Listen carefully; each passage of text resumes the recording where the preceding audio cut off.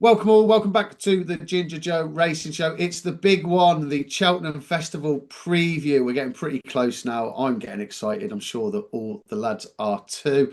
We will check in with the usual suspects, Joe and Jamie, shortly. But first of all, say hello again to Daff. Thanks for joining us, mate. How are you? Very well, Liam. Thanks for having me on again, guys. The countdown's nearly over now, so Cheltenham fever is really hitting boiling point, and yeah, can't wait for next week. I bet you guys can't either. Absolutely, mate. You managing to get there one day, 2 days, the whole four? Now, just speaking of Joe off air, no, I'm not going to any. I've been going to the festival every year pretty much since COVID, the lockdown year, and this year I'm not going to any of the days, unfortunately. So I'll be watching it from the comfort of my living room this year, guys. No worries. I'll have a beer for you, Daff. Don't you worry. The main man, Joe. How are you, mate? Looking forward to next week now. I'm excited, Liam. Can't wait. Yeah, just look forward to getting it underway now, selection's pretty much narrowed down too, so let's get the show on the road. Absolutely. Jamie Wrenn, have you started pre-drinking yet? No, God, no. No, I haven't been excited at all this time, Liam. Not being smart. I'm going to be the Grinch here now. I'm not excited yet. A couple of tough days. But I had a look today, but no, I won't get excited to the weekend. Perfect. Well, we're not far away from the weekend, mate. So, yeah, hopefully the juices will start flowing. The order we're going to go through, we're going to cover off the novice hurdle races and have a look at the Triumph, then move into the novice chases, then have a look at each of the three mares races, then followed by the championship races, and then basically anything we fancy in handicaps, should anybody want to throw anything up, although we've done a fair bit of content around them, around the handicaps already. And then you'll get our nap of the meeting, our next best, and our long shot. Should we just get stuck in, lads? Let's do it. Let's do it.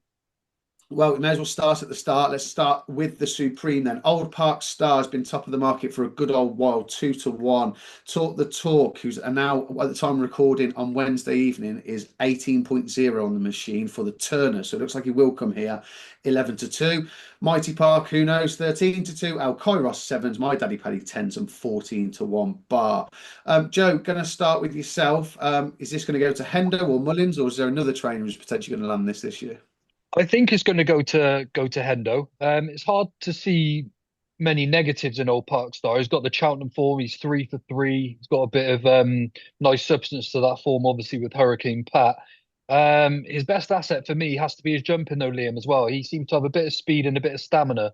But when he ran at Cheltenham last time out, I loved how he landed after the last. He pinged it, landed running, and off he was going up the hill. You're not going to find many in this field that are going to beat him. Let's put it that way. So he is an absolute solid favourite. Um, Mighty Park, I can't have whatsoever. I think he'll be a beast next year, but how is he going to react off the bridle? How is he going to handle left-handed? How is he going to handle undulations?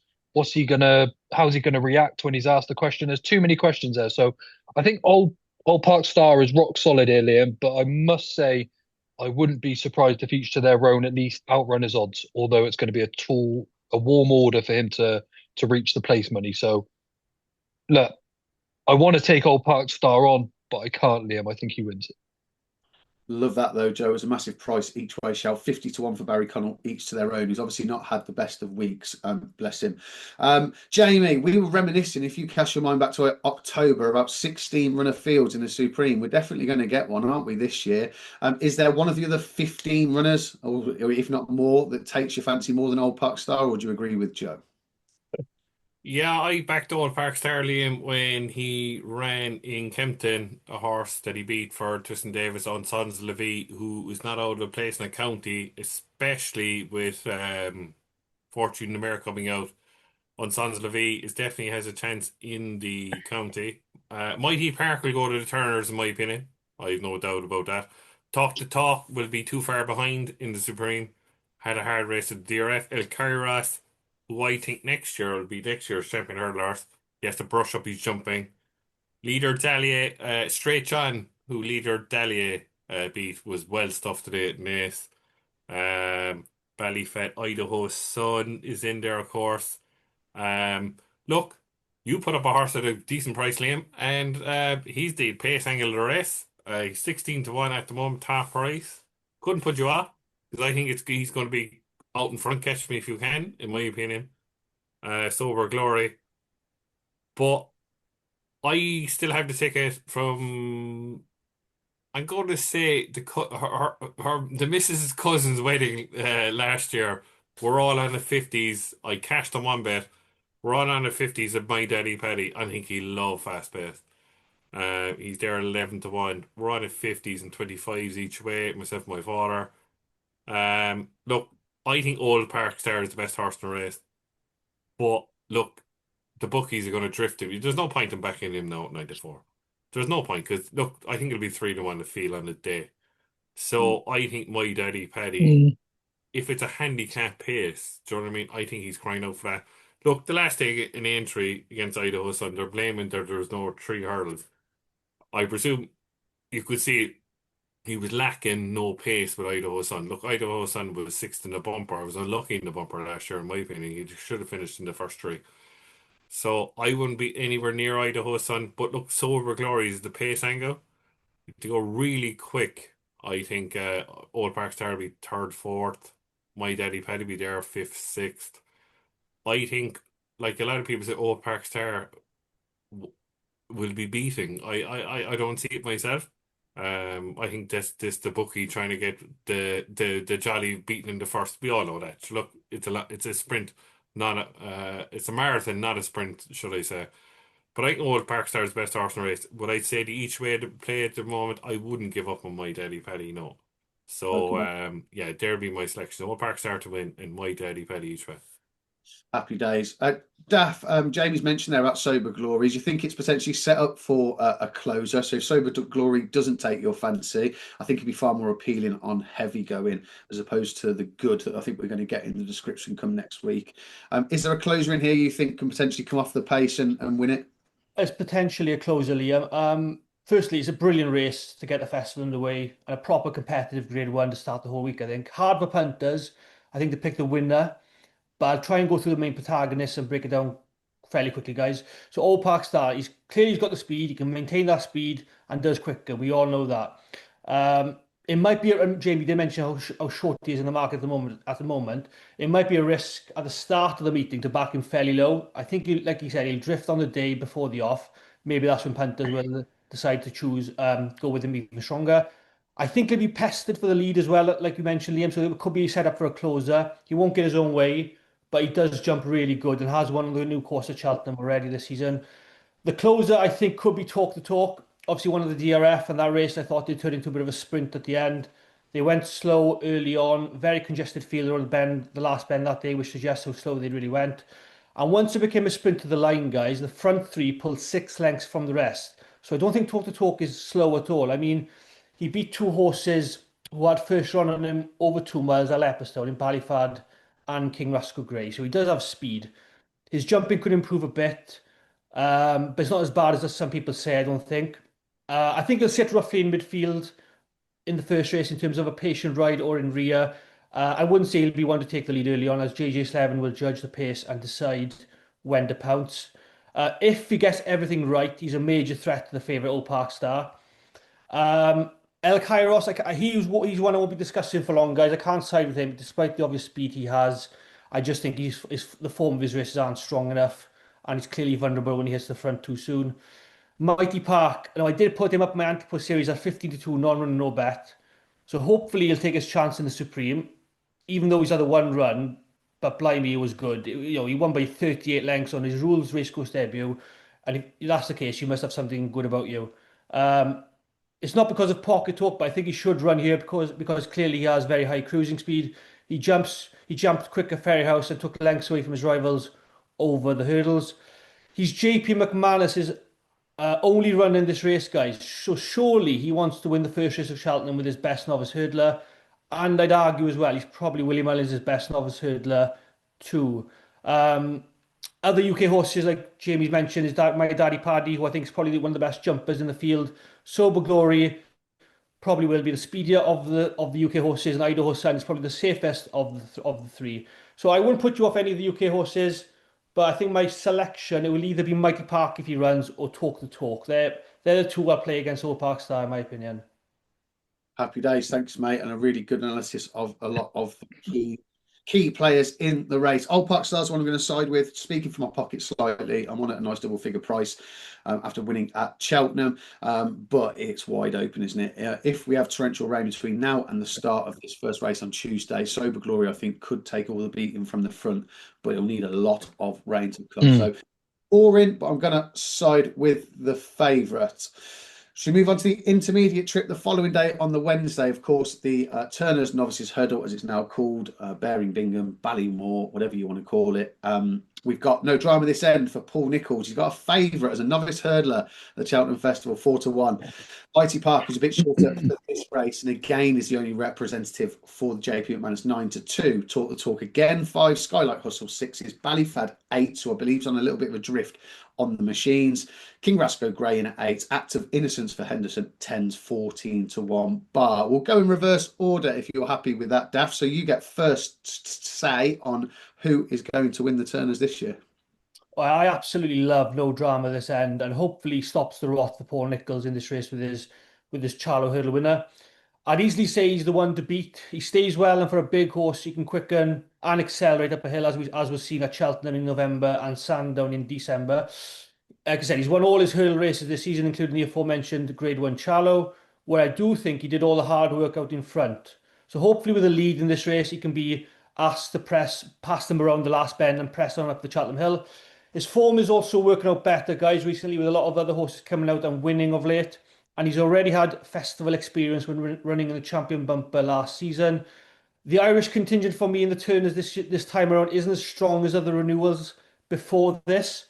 They're all beatable over this trip, and probably they're not top novices at the moment, like we've had at this stage in the past. So I'm going to be siding with a horse I really love, which is no drama this end for Paul Nicholls. Happy days. No drama at this end at the top of the market. In that case, I'm sure Paul Nicholls and connections would love that. Jamie, are you in agreement? The favourite's going to be tough to beat in here, or would you like to think at a price? I will take on no drama this end all day. It's just my opinion, Liam, to be honest with you. I think he's a 3 mile chaser in the making. We all know he's going to be an absolute Gold Cup horse in a couple of years' time. I hope the vibes are right with Talk to Talk. Look, I know he had a hard race between Ballyfag and King Rascal Grey. I think Talk to Talk is not a good jumper, but he is a turn of foot. A turn of foot to win Turners. So if he goes here, look, he's the 7-2 favourite at the moment, so hopefully he goes here. Whitey Park, look, it's 14 against dead men, like they're all saying it all the time. I understand. I don't get it. 300 show. How can you back like the British handicapper give Rock Dino £7 because of Mighty Park? No, no thanks. I won't be parting with any cash with Well, Mighty because of Park. the talk about him, they gave him £7 because he's not done anything. Correct. I totally agree with you. He just took the words out of my mouth. Look, I'm very happy with my anti-post in the anti-post series with Skylight Hustle 18-1. He has a turn of foot. He has form of Talk to Talk. He's 6-1 now. I have no problem with that.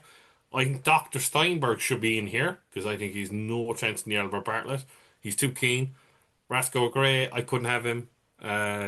He got £8 at Christmas to I started a joke, and another one of the horse. I can't remember. Um, no. I think he'll be a good horse in the future. Belly fed, no. I think he's just not no 3 mile boat. Uh, I like Active Innocence, I'm not gonna lie. Sinatra is form with him. He's 10-1. I suppose the only thing is that is he better on this flat track, but we won't know till he runs. Sober would have a chance here if they go here. 2.5 mile Queen Alexandra Warner. If they go really slow, his flat speed might come into it. But that race, the Moscow Flyer, wasn't the greatest race of all time, Liam. I would say that. I wished a horse of Willie Mullins, who was second to Lyle, sort that in the Lawlers was in the Supreme in Sortudo. I think the better the ground, the better his chance. It's the same with Sober. I think the better the ground, better his chance, obviously, because he's a flat horse. So I love they went quick earlier. I think he get home. I love Sortudo and the Supreme off a fast pace. I just can't see why Willie Mullins is not going down that route. But look, Willie Mullins is doing Willie Mullins things today when it comes to entries. He'd have a chance each race or two. I wouldn't give up on him. But what I say, do I have a main one in this lane? I don't, to be honest with you. Look, I think if Talk to Talk does come here, he's a worthy favourite and I think he'll win. But I have a couple of each way. I have Skylight Hustle, Sortudo, and Sober each way. I've backed them all. Look, I might be talking through my pocket because I've backed them all. Yeah, so what? I can cover my whatever cojones in the race. If you went down on me each way, gun to my head, I will go Sortudo each way, 16-1 in the race. Yeah, if the way it is at the moment, you see, John Pullen saying they're going to have to walk, maybe have to a bit of irrigation next week. So the quicker, the better for both Sober and Sortudo. But I like Sortudo. Yeah, I think he's a cracking bid each way at 16-1. Happy days. 16-1 shout in the shape of Sortudo for Jamie then. Joe, what about yourself, mate? We're back two here, Liam. Ballyfad King Rasco Grey. I think the form of that 2 mile Grade 1 at Leopardstown is going to turn out to be huge. I think Talk the Talk is an absolute monster. I just really worry about him at Cheltenham. But my idea of the play here is that if you back Ballyfad King Rasco Grey each way, you will come out in this race with a profit. But it's quite important, mate, that if anyone follows me, is that you take the non-running money back concession here. Um, Look, you don't. A lot of people are saying non-runner money back. You get free swipes at things. You don't. You don't want to end up with a bunch of slips on the day. You just want to ask yourself the question: this horse turns up on the day. Would I back it at the current price? And with this pair, yes, absolutely. 8-1 for Ballyfad, King Rasco Grey 8-1 as well. I think those two are not going to be far away coming from that DRF race. You're not going to find many better than them. Um, they are my two selections, Liam. Just want to mention also that I'd love to see Declan Greeley come out and win this race. He's been superb this year. He's been bringing out some real nice horses. To win that Lawless and Nace, it really shouldn't be underestimated as well. His price is probably far too big. The problem is I'm already in there on Ballyfad King Rasco Grey, and I'll stick with them for now. Happy days. Yeah, King Rasco Grey was tipped by myself prior to him running over the 2 miles at the DRF. So obviously on a nice price of 25-1, but in terms of his SP, it's just going to be dictated by what Paul Townend decides to ride. So hopefully Yeah. the confidence comes his way. There were some really nice comments from Willie Mullins with regards to he thought he had the horse 75% fit for the DRF. Now, learned very little from these stable tours of Willie Mullins, if anything at all. And you have to take a lot of it with a pinch of salt, don't you? They all think that their horse is potentially the best one in the race. But if there is 25% worth of improvement, the step up in trip, I think that he could have a cracking chance. The other one not to sleep on, I just want to give a quick mention to, available at 20-1, I think top price now, non-running no bet. As long as the ground isn't rapid, I think he will line up and take his chance. It's Bossman Jack for Dan Skelton. Was one of my horses to follow at the start of the season. Finished third behind Cristal d'Estruval and Baron Noir. They're both really smart animals. Sadly, the winner of that for Harry Durham has been out for the season. Then beat Starzand, and he took Starzand into a place he really didn't want to go that day, and then bolted up by 13 lengths, most recently at Chepstow. Still a big baby, still a bit green, but you do not know where the limit of this horse's talent is. So I'd be more than happy to take a swing on him in a very, very open turners. The next race obviously we're going to cover, sticking with the novices, is the Albert Bartlett. Now, you can find juicy prices on the day for this, never mind from an anti-post perspective. But Jamie, do you have much of a fancy in the 3 mile novice hurdle on the Friday?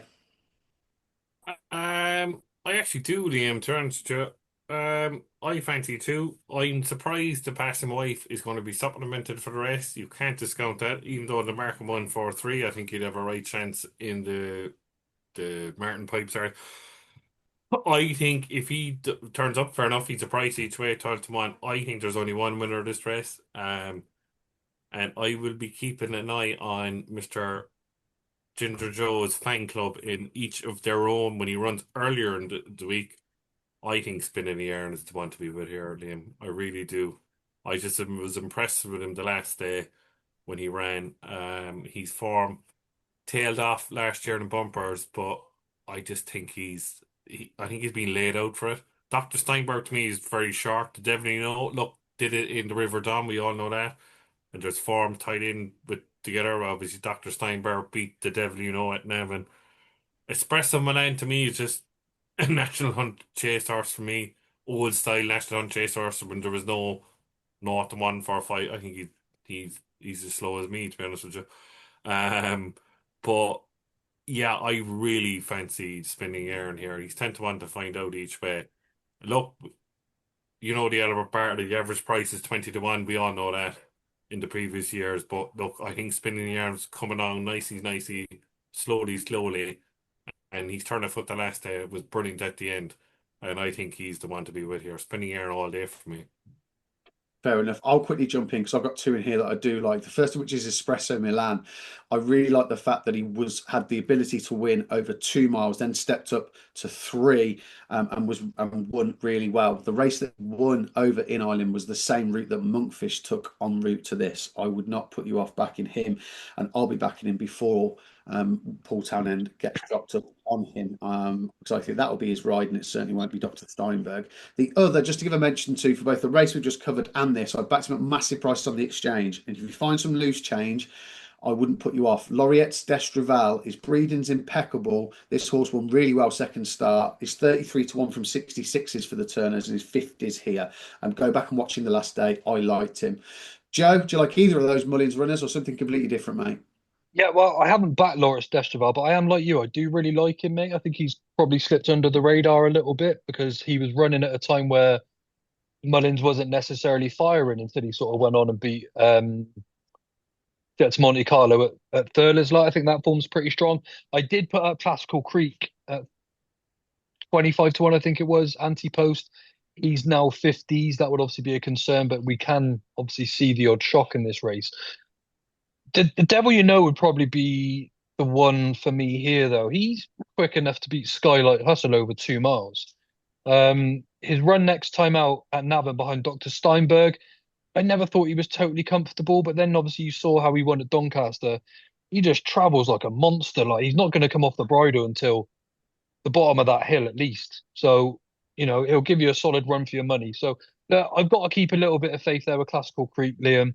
But for win purposes, I'd look at the Devil You Know. Devil You Know, happy days. And Daff, yourself, mate, anything at a punchy price? We've had placed horses in this at 3 figures. Have you got anything in that realm of the world, or something a bit shorter? No, not 3 figures, Liam, but I have got one at a big price, which I'll come on to in a bit. I think this market is looking quite muggy, guys, if you ask me. I'm not getting involved in the top 2 of the betting, which is Dr. Steinberg and the Devil You Know. They're ridiculously short to consider, I feel, for this race.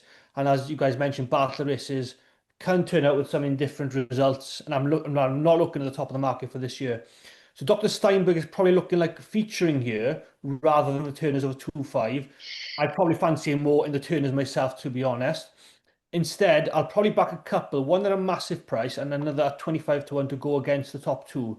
So the first I'm going to back is Cryptic Jim for Joe Tizard, who obviously won a grade 2 over 2.5 at Cheltenham the last day, but was totally all out and ridden right to the line against Taurus Bay on that occasion. I think a step up in trip and a slowly run race could be better suited for him against more stayers rather than quicker horses. He's also entered the Turners on the Wednesday, guys, so just bear that in mind if you are backing him. Consider obviously non-running no bet. If he's confirmed and declared for this, I can't see him a 25 to 1 shot come the day. I do feel as well this market is going to collapse hugely in the next few days when all the confirmation stages are finalised. So maybe that 25 to 1 will be gone sooner than you think. The other horse, and I'll give an honourable mention to as well, is Good Girl Kathleen for Emmett Mullins at 50 to 1. The trainer does have a few in here, such as Melbourne Shamrock and Manila Emperor, but they're also both entered and qualified for a Pertemps final. So with Good Girl Kathleen, this is her only entry for Cheltenham, and she has proven herself over longer trips. She won a Grade 3 novice hurdle at Cork in December. Previous to that, she finished second at Cork in a listed hurdle, so I don't doubt her stamina whatsoever. The last time she ran, she did pull up at Warwick in a mare's novice hurdle on very deep ground, and that I think was the issue on the day for her. So the better the ground, the more she will like. And look, guys, we've had some upsets in this race before, so a big price to have one. It's worth a chance, and I'm taking the top 2 on of the market in this race for sure. Happy days like that. And Cryptic Jim, tipped by our very own Ginger Joe on the day, as it was coined on another preview I was watching, the race with the hole in the ground, as it's now been called. Yeah.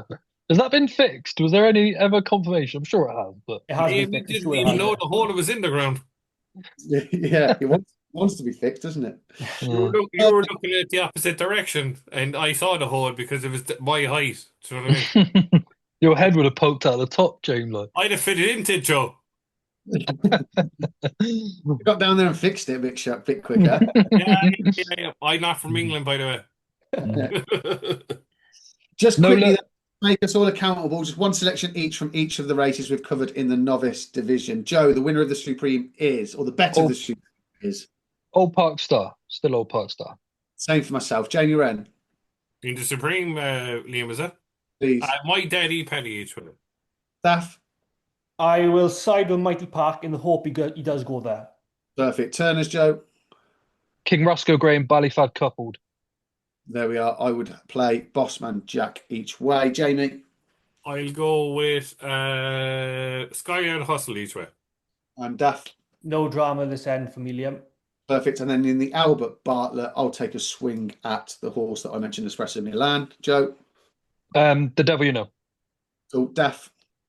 Cryptic Jim and Good Girl Kathleen. I don't mind which one you guys want to put up, but I'm happy to back them both. There we are. Play the two against the field. And Jamie Wrenn in the Albert Bartlett. Spinning air in each way. Perfect. We'll move on to the Friday. We'll have a look at the Grade 1 Triumph Juvenile Hurdle.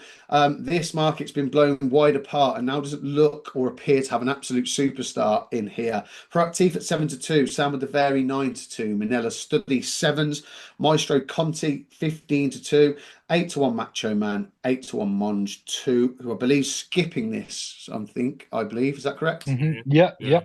And Winston Jr. 12-1, and obviously the rest are bigger.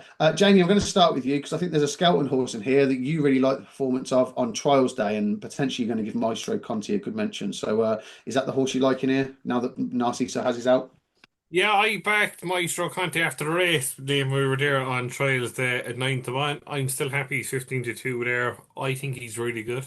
The form is franked in the Adonis with the Luna Artista. Absolutely bolted up in the Adonis.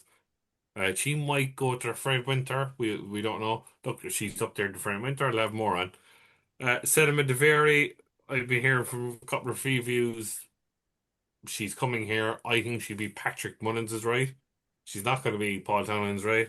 Proactive obviously was probably more educated before she went into the race last day at Fairyhouse with Macho Man. I think Macho Man is Paul Townend's right for the Donnellys.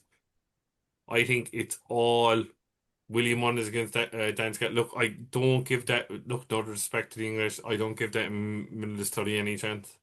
I think it's between Proactive, Maestro Conti, and Macho Man. From the betting, obviously that's obviously to say. We all know that.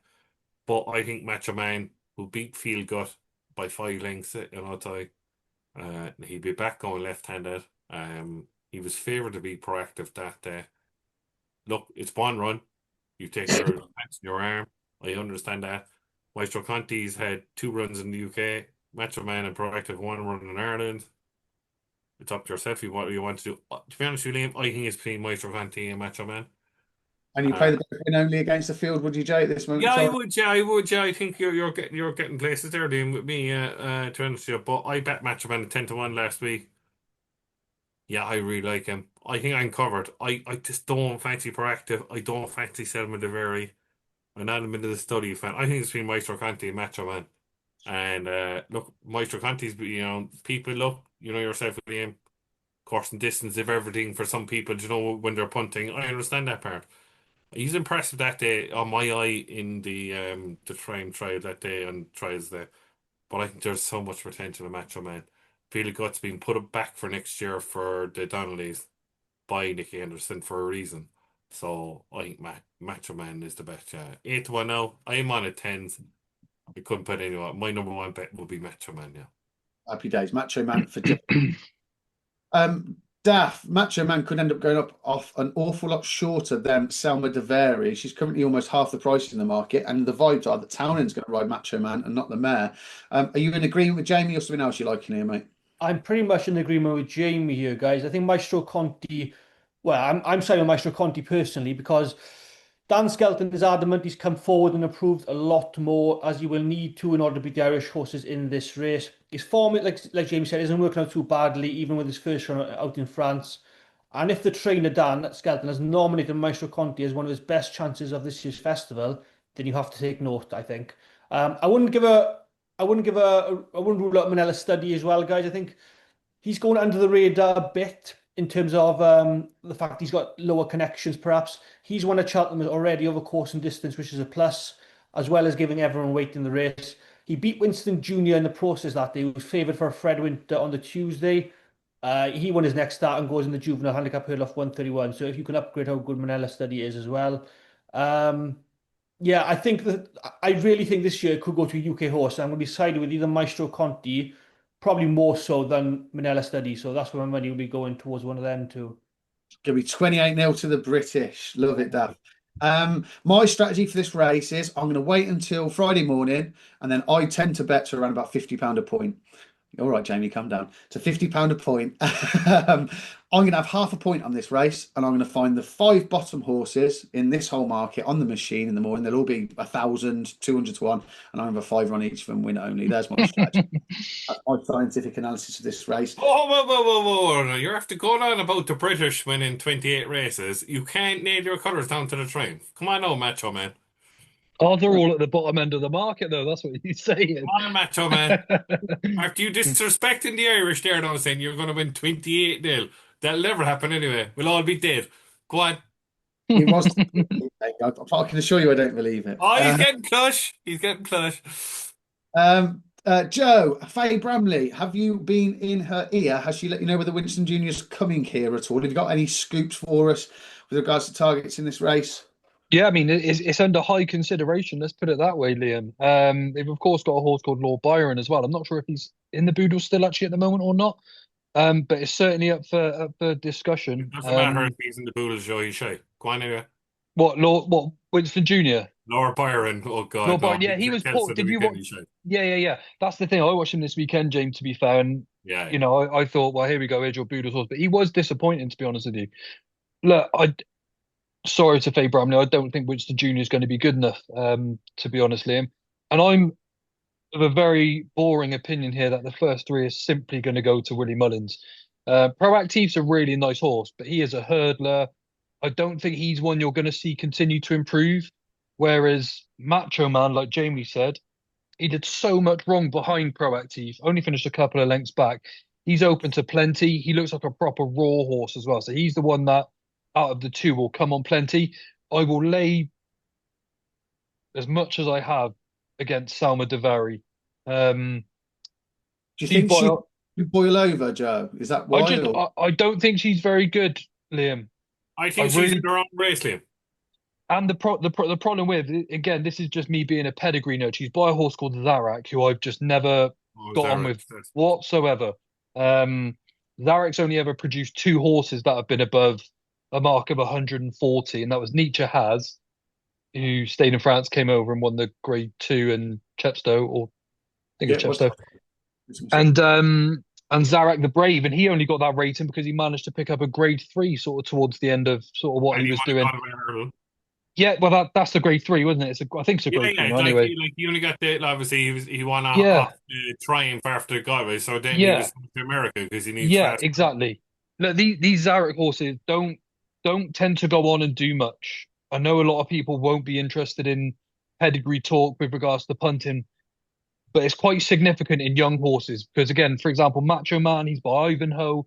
He will just improve and improve and improve. Proactive, I don't actually think he's going to. Salma Devari, I think what you see is what you get. So no, I need to back Macho Man because I haven't had a penny on, but all I'm doing is talking about him as the winner. So I think he's going to have an outstanding chance. Sorry, Liam, before I go on, one more thing. Sharma Defoe, Rich Ritchie, Willie Mullins. I don't know if she's going to come here. I would bank money on it that she's better than. Yeah, that's it. Yeah. One by a good 10 lengths. I'd actually bank on her being the better Rich Ritchie filly. So I'll give you the 1-2. Banging on about that in the preview, John. Yeah. I can't believe that she hasn't really been spoken about off that performance. Like the way she moves and everything, it's lovely. Where Salma Devari is very one-dimensional. So I think the 1-2-3 is quite straightforward. And I haven't backed any of them yet, but I'm going to. Macho Man to beat Proactive to beat Sharma Defoe. But Macho Man is strong. Pretty strong. Like Jamie said, Townend's probably going to choose Macho Man. That 8-to-1's going to disappear. I need to get on, and I will after this. I told you 10-to-1, Joe. Yeah, well, this is the thing. That's another thing to consider. Narciso Has. Yeah. was a standout. He's out of the race and He he's only was, been yeah. clipped 2 points. It's just like, I think that can also be a little bit of a false fallacy. So people are looking at some of the races. For example, Dr. Steinberg, he currently occupies 25% of the market in the Albert Bartlett. If he runs in the Turners, oh yes, that means that 25% of the market is now there and there should be value. But the yeah, overround market's about 250%. They're priced up to got you. 250, 300%. So you're, 100%. you're not actually gaining any value knowing that Mm. these horses are going to come out of the race towards the head of it, I think, in some cases. Yeah, that makes sense. That makes sense. Getting on, but like as you said, Liam, getting on Dr. Steinberg, if he was trained by any other trainer, Dr. Steinberg would be in the Turners. And that's just me. Regardless of that, Nathaniel Lacey was, in my opinion, no crap. Mm. He should be in the Turners, and it's because of the bingo that we all know. He should be in the Turner. He shouldn't be in the Albert Park, but that's just me. I might be totally wrong. Well, I tell you what, if he lines up in the bar, not to go back on what we've already covered, if he lines up there and is as keen as he was at the DRF and wins, then my God, that boy's got a set of He lungs must on be him. some horse. Yeah, I Mm. agree. Right, let's move over to the novice chasers. Pretty resounding 3 votes, and obviously me just sitting on the fence getting splinters for Macho Man in the Triumph. We'll move on to the Arkle, kind of obviously back to day one. Kopek de Boards, the money's all come 7-4, just a 1 start over fences. Lalamba 2-1, Cargis 6s, Romeo Coolio 7s. Where he goes, we still don't know, and I believe that the KTDA lad's going to wait as late as possible. Irish Panther 14-1, may or may not come here. Kappa J Pike intimated he's going to Fairy House, but he has retained an entry at 6 day stage today. 16, Steel Alley 16s 33-1. The rest. Daff, Kopek de Boards, or as people are calling him, Kopek de Certainty. I don't think there's such thing at Cheltenham, but do you disagree with me? Yeah, this is a proper matchup, Liam, between probably Lulamba and Kopek de Board, you'd imagine. It may not be as straightforward as that, but I am really hopeful Lulamba wins here, guys. I've topped up on him anti-post throughout the whole season in multiples and accas, but he's clearly the horse we've seen the most of. And has done nothing wrong in his career except for the Triumph Hurdle loss last year, where Paneros just stopped him being undefeated. I think his jumping is fine without being spectacular. He's won on all types of ground. He's versatile as in tactics and stays really well, which he might be needed to on the Tuesday. Probably further than what you like in an Arklet, in my opinion. My only worry with him is has anything been marked or scarred since his Newbury Game Spirit win on that heavy ground that day? I know he needed a run in that race, but has it taken any of his toll on the horse? That is my only doubt about Lamba. I think if he avoids any slow jumps early on, he'll be fine and keep up with the momentum of the pace. He just needs to be sitting in behind the leaders until the last, and then up the hill he goes. With regards to Kopek the board, I'm going to contradict myself here. I back Mighty Park in the Supreme off 1 run, but I'm not backing Kopek the board in the Arkle off 1 run. So he's got the speed that's shown in the Supreme, but how many runs does it take to win an Arkle? I don't think 1 is enough over fences. He's missed the middle part of the season through a small setback as well, which is not ideal. And he has a tendency to be free sometimes. And I'd worry about him maybe blowing out towards the middle part or before the end, personally. Romeo Coolio has come to Cheltenham twice as well and lost twice. So I don't know if the track does really suit him that much. Obviously, he came second in the bump, but behind arguably a stays horse in Jasmine DeVoe and lost the lead quite a way out to Kopek and last year's Supreme Novice. He'll travel well into the race, as you can imagine, and he obviously has been better over fences, but I don't see him quite good enough over 2 miles on this course. The further up in trip he'll be in the future, the better, but he's not winning the Arkle, in my opinion. I'm happily enough to lay Romeo Coolio as big as you want. I'm a fan of Lamba, and it's him for me here. I've had him many multiples, like I said, so I hope he does the business on the second race. Perfect. Thanks very much, mate. Joe, is it all about the top of the market here, or are we sleeping on one? We are sleeping on a few, Liam. This isn't going to be a rampage where where Lulamba and Kopek are going to go up the hill together. I don't think that's the case at all. It's a real sharp 2 miles, as we know here at Cheltenham as well, slightly less than 2 miles too.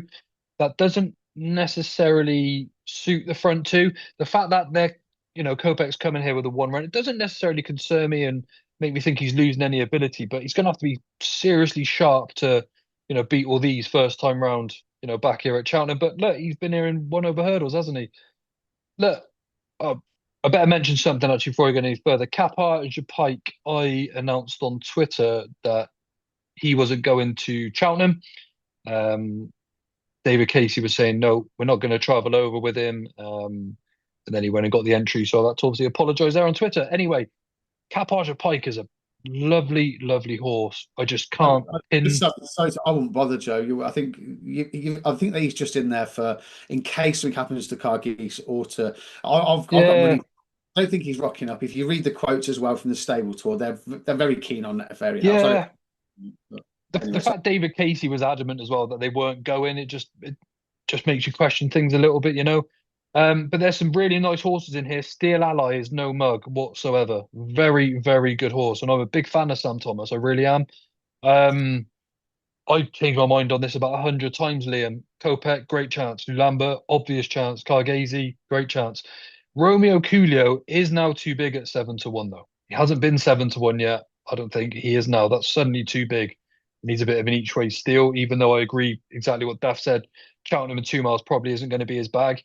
And again, I've said this all season, and I know he hasn't been up to 3 miles yet, but I think if he ran in the Brown Advisory Romeo Coolio, he would be a God-given certainty, and I'd unload as much on him as I have done on Marine over the years. So big fan of seeing him at 3 miles, but unfortunately I think he's going to come here and probably come up just a little bit short. But yeah, Liam, I'm gonna bail. I'm gonna sit out of this one, sadly, even though I've just ranted about every runner.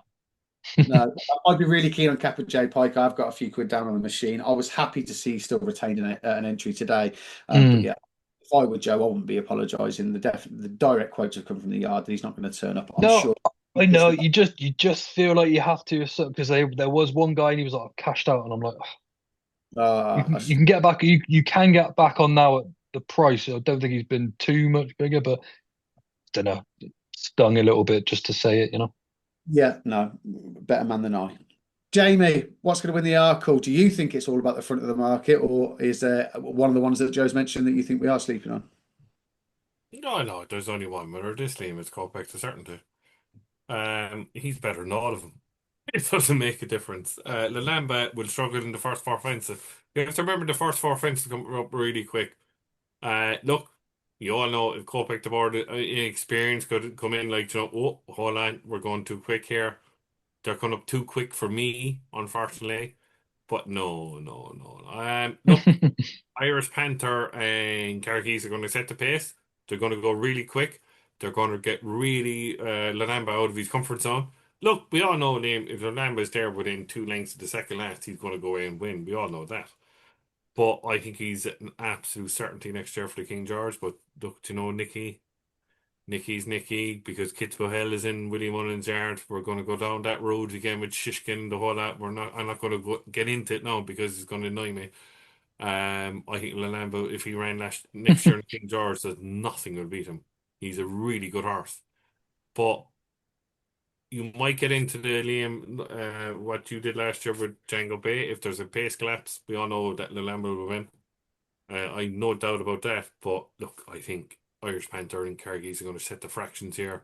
Danny Mullins and whoever it's going to be, Sean Flanagan, I think might be on Irish Panther. They're going to go really quick over the first 2, 3, 4, settling into the 5th up the top of the side of the hill. The Kopek the board is hitting second and third handy. There's only one winner, in my opinion. Maybe they might be regretting not going in a champion hurdle the way the champion hurdle cut up. Because if he ran the champion hurdle, there's only one winner, in my opinion. So there's only one winner, in my opinion, of the Arkle. I think he's a really good horse. And Kopek the board for me. Perfect. I think that this race, you either have to be in the same ilk or class of a Altior, a Duvan, a Sprinter Sacra to win this race. So if not you, Jamie, personally, but anybody watching believes that Kopek de Boards is of the same ilk as those horses, then fine, back him. If not, you need a horse that stays further. Altior went up in trip too late in his career. Shishkin the same. Gaelic Warrior won it 2 years ago. Django Bay won it last year. Put the kettle on, came back from the intermediate trip to go over shorter and outstayed Chacun Pour Soi, who's an out-and-out 2-miler. You either have to be high class or you have to stay further than the two. And I think this race will set up like it did last season. I hope July Flower still takes her chance, speaking from my pocket. She was very good in the Arkle trial. Whether she's really good enough to win this, who knows? But I really like Kappa J Pike if he does turn up. If not, Steel Alley. Sam Thomas does not send his horses to races for the fun of it. This season, he's operating at a 35% strike rate over fences, a 30% strike rate over Mad. years, isn't it? He must be the best placer of horses based on number of horses in training Yeah. compared with his success rate. If you just back them all blind to a £10 stake, every single runner of his this season, you'd be up 200 quid. He's having a phenomenal time of it. He doesn't send them there for a day out. He definitely thinks Steel Alley's probably got a chance in here. So yeah, I agree with Joe. I think we are sleeping on a few towards the bottom market. Skip on to the Wednesday, shall we? Yeah, let's do it. Let's do it. Cool. So we are obviously looking at the Brown Advisory Novices Chase, with obviously the intermediate trip now being a handicap. Final Demand, probably the biggest price he's been since November, December. He won obviously on Greatwood Hurdle weekend, and I think he's been shorter than the 7-2 ever since. The Big Westerner 5-1, K Doty 6s, Wendigo 8, Western Fold 8, and then you got Cocktail Divan, who was given a mention today that this is potentially the more likely target, and Romeo Coolio 10-1, 12-1 bar. Joe, I'm going to start with you because you love Wendigo, you love the Big Westerner, you love Romeo Coolio. Which one's going to win? Well, that's the thing, Liam. I do. I love all three of those, and I've tipped Cocktail Divan for the Brown Advisory about 2 months ago as well. So God knows what I want to happen here. One thing is for sure is that Final Demand is far too one-dimensional for me to see him come in to Cheltenham and win. You can't win if you're not a strong finisher at Cheltenham, and he's just not one of those. He's got a huge engine. I don't think he is a Grade 1 horse. That's the wrong thing to say. But when he's coming up against the other Grade 1 horses around him at certain tracks, it's just not the way to play him. I think when he gets to the bottom of that hill, he'll just fold again. He's not the sort of horse I'd want for the race. K Doughty, similar. I actually really like him, but again, something about him niggles me with Cheltenham. Like I said though, Romeo Coolio would win this, no question about it, if he turned up here. I don't care what the ground is. He is a monster when we see him at this trip. Wendigo is going there firing. Are we good enough to win? We are going to find out. Everyone knows the case with Wendigo, and fingers crossed we can. But the bet right now, without a shadow of a doubt, is the Big Westerner, 5-1 each way. Some people don't like each way plays at that sort of price, but it's very important if you want to keep yourself in profit. And the Big Westerner's a great bet here, regardless of ground. Proper, nice, improving mare. She's built like a Gowden. She's not like your Dino Blues and you're only by nights. This is a beast of a mare. She's a half sister to Stay Away Faithful, who won the Bartlett. She's just all stamina. But she does have a little bit of speed too. She was quick enough, obviously, to beat Jade de Grugy last time out at Limerick. She's won us plenty of cash before, to be fair, as followers. But the one piece of form that I think stands out amongst any of the novices anywhere for this season is if you can line up there with Jasmine DeVoe like she did last year at Punchestown, at Cheltenham. I'll go on to the Punchestown form later on in the day. The Big Westerner was half a length behind Jasmine DeVoe, and arguably had a much worse run at things too. She's a horse that is built to love Cheltenham. So whatever you think of her so far, mark it up a little bit more, because she's going to outperform anything she's done this season when she gets to Cheltenham. And I like the fact they've been gearing her up in trip as well to 3 miles. So she'll peak at Cheltenham. She's got a huge run in her. She is a stonking each way bet, probably the best each way bet of the festival for me. Love that. A lot of confidence then behind her for Joe. Daff, what Joe really meant to say was he wants a 4-way dead heat. Daff, I bet you don't want that. What do you want to win this? I really want the Big Westerner to win, guys. I backed the anti-post at 20-1 earlier in the season. She's still in this race, thank God. So obviously connections with and I and whether to go to the Mayor's Chase with her. I'm glad, and they're probably leaning towards this race now more than the Mayor's Chase, in my opinion. So this is the plan. This is the plan, which is that's great news. I really think she has a good chance in this race, guys. The trip is what she needs. She'll get the mare's allowance. And I personally don't fear any other horse in this race this year. Final Demand. He is not a world beater, in my opinion. He's a bit of a bully on a racetrack, and when he doesn't get his terms, I think he has run badly before. He's not a horse I trust, especially at Cheltenham, and is one of my lays of the entire week, I must be honest. I think Willie Mullins is a better shot in the race with K Doughty, although he's beatable too. I hope Joe has a good opportunity with Wendigo. He's solid as well. Maybe not as flashy as the Big Westerner, but I hope he does run well, Joe. And all season long, I've been a big Westerner fan. So I hope Henry de Bromhead's mare takes the victory. I think she's got so many credentials in her favour. You know, the mare's low ones, the way she's ridden, she does not lack speed as well. She stays all day, everything in her favour except possibly the ground, which we may come on to later in the show. But who knows? She may perform better than what we expect on Good to Soft. But I'm still in her camp. I think she has a really good chance in this race. There we are. Another vote for the mare in here, and the Big Western obviously getting the £7. And Henry's no stranger, is he, to lining up these mares in handicaps or against the boys and finding winners. Jamie, any horses we haven't covered off that we should have done? And who do you think? Well, first of all, could you trust the favourite? We've hardly mentioned him, Final Demand. I do, yeah. The Big Western now is like Wales playing Ireland on Friday night in the rugby, Liam. Absolutely no chance against Final Demand. That's just my opinion. I think you need a lot of rain. There's no rain forecast. Look, that place dries out like the wind. No, no. I think she's in the wrong race, to be honest with you, Liam. I think she should be in the mayor's race. She's absolutely no Oh, chance. stop it. She's Absolutely not a 2 mile she 4 won't be in the horse. first race. She'd get done for toe, wouldn't she, Jay? No Yeah, chance. absolutely. She got battered for toe in that race. The only I time she know, ran over it 2.5. doesn't matter if she gets battered for toe and the mares. We're talking about the Browns here. She won't be in the first four in this. Oh, Not a Jay, me and you are having a wager here off camera. Me Oh, and I you are have having a a wager wager off here. here, no problem. She needs a Jeez. monsoon. No chance. She beat a You bad bet horse and one of your houses against these. no. Call on, no. Let me have my 10 pence in the meter. No. Oh, God. 20, it sounds like 20 pence. Yeah, 20 pence, yeah. Oh, God, no. She's no chance. Absolutely no chance. She needs rain, monsoon. It's rained for the last 3 months and she's getting no rain now. And that's her. Look, I will say, I'd be all over her if it was a heavy ground. All over her.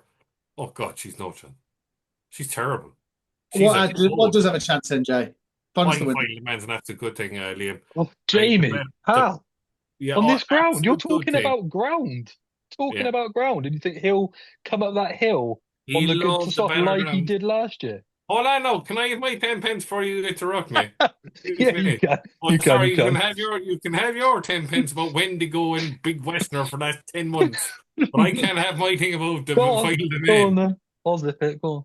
Final the man will win, Liam, all day long. I think the better the ground, the better his chance. If he goes out in front. No, I agree with that, says all jokes aside, that he does sulk if he doesn't get his own way in front. There's no doubt about that. I will say that. But I think he gets in front in the Brown of Ice shot, better ground, not to beat him. Because the new line, we'll get into it, and we'll get into the yellow clay. But look, to be honest with you, I think if Romeo Cooley ran here on better ground, oh my God, it'd be all over it. All over it. He's not a first cousin to 2 miler. They're not going to ruin the horse, I understand that. Look, Wendigo has a chance. Kate Doughty needs a bog. We all saw that at the DRF. Western Fold comes into this. We've no doubt about that. If the better the ground, the better his chance. Staying on well behind Kate Doughty. The other form is Oscar's brother and Cocktail Divin. Look, I'm very disappointed on the interview today with Henry Bromwell, all jokes aside, that he might come here. Look, he'd have a chance, obviously, because he's the Monty Stars and the Monalees and I can't name the Gold Cup winner. The name escapes me. Manila Indo. We all know Cocktail Divan is probably next year's Gold Cup horse in a way. I'd love to have him to go to Jack Richards off 150 because I think he's cast out certainty. Look, if he comes in here, I think he'd have a chance. Oscar's brothers have no chance because of the ground. So I'm down to Liam at the moment with the ground. Look, I don't think Romeo's going to come. So I'm here with 2 horses in my head. I think Final the Man will win. And second choice, because of what Henry de Bromhead says, if the ground keeps drying out, I'd be with Cocktail Divin each way at 10-1. Yeah. The Big Western needs a monsoon. Romeo won't run. Kay Doughty needs a monsoon. Wendigo would definitely have a chance each way. I have no doubt about my mind of that. I don't think Western Ford's good enough. Oscar Twitter needs an absolute bog, and Cocktail Divan needs better ground. So it's Final Demand against Cocktail Divan for me. So James with Final Demand, Big Westerner for Joe and for Daff. I'm going to throw a flyer in here. I do want to give a mention to Western Fold, more just to beat myself up really by reminding myself that I'd mentioned this horse in one of my earlier podcasts at massive prices, 33s. Mentioned about 10 times this year. Yeah. Yeah, I'm still not over it. Didn't part with any money. Now 8 to 1. I do think he's still got a decent chance. 8 to 1 is not value though. He does. I'll be waiting for the day. I think he'll be bigger on the day. So I'm going to throw a flyer in there. If you're telling me Wendigo is rated 147 and he is 8 to 1, if you're telling me that Kitzbühel is 12 to 1, Selva is 16 to 1 and he's also rated 147, 6 Mile Bridge is rated 149 and he's 14 to 1, then why on earth is Thomas More 100 to 1, who's also rated 147, the same as Wendigo, for Philip Hobbs and Johnson White? Now, will he line up here? I don't know. He's only had 10 starts under rules for as a 9-year-old. He's won half of them. He's won 5 of his 10 starts under rules. He was a winner beating Jet to Vegas and then was beaten just under 3 lengths behind Kitzbühel at Kempton in that Grade 1.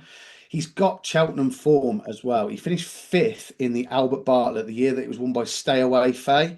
Now, I know that a lot of us will suggest that race wasn't the best in the world, but it's starting to look better with every single year that passes. Affordale Fury was second. We've seen what he went and done at Corbett's Christmas. Cross won the national chase. He ran out, to be fair, though, didn't he? Would have finished miles ahead of him. But yes, Jay, exactly that. Corbett's Cross did go on to win that. Shambally Kid bolted up at Punchestown the last day. 3 Car Bragg won at Cheltenham. Sandor Cleggan's quite well fancied for the Kim Muir. Favre de Champdou is a short price favourite for the cross country. Hidden Valley Lakers won Grade 1s at Aintree. So look, he's not a horrendous race. He finished fifth there, and he was just over 6 lengths behind Stay Away Face. So he's got course form. He's lightly raced for a 9-year-old. He's 100 to 1, and he's rated the same as Wendigo, who's a single figure price in the race, and has proven that he could match up, albeit not beat Kitzbühel, who I couldn't have for this race at all. Kitzbühel, I think, is a flat track horse, but I'm definitely going to be taking a swing at Thomas More at 100 to 1 as a bit of an each way poke. Love that. That is us done with the novice chasers. So should we move on to the girls? Mm-hmm. And we may as well start, obviously, with the younger ones. Obviously, the Ryanair Mares novice hurdle, the Grade 2, Bambino Fever, 4 to 5. Old School Outlaw taking a huge drift. Could be matched at 30s today on the machine before Gordon Elliott confirmed that she's perfectly fine and don't know what on earth it was all about. 4 to 1, 10 to 1 Echoing Silence, a horse that obviously Joe likes. Carragmore Spruce, who's changing hands currently, 14s. La Conquiere, 14s, 16 to 1 bar, which includes that Charme de Faust that you mentioned earlier, Joe. So I'm not sure whether that horse will turn up here with the allowance or not. Given the fact I know that you've tipped one in here, mate, and also Bambino Fever so short, Joe, I will start with you. Echoing Silence, still fancy her for Henry? I do, yeah.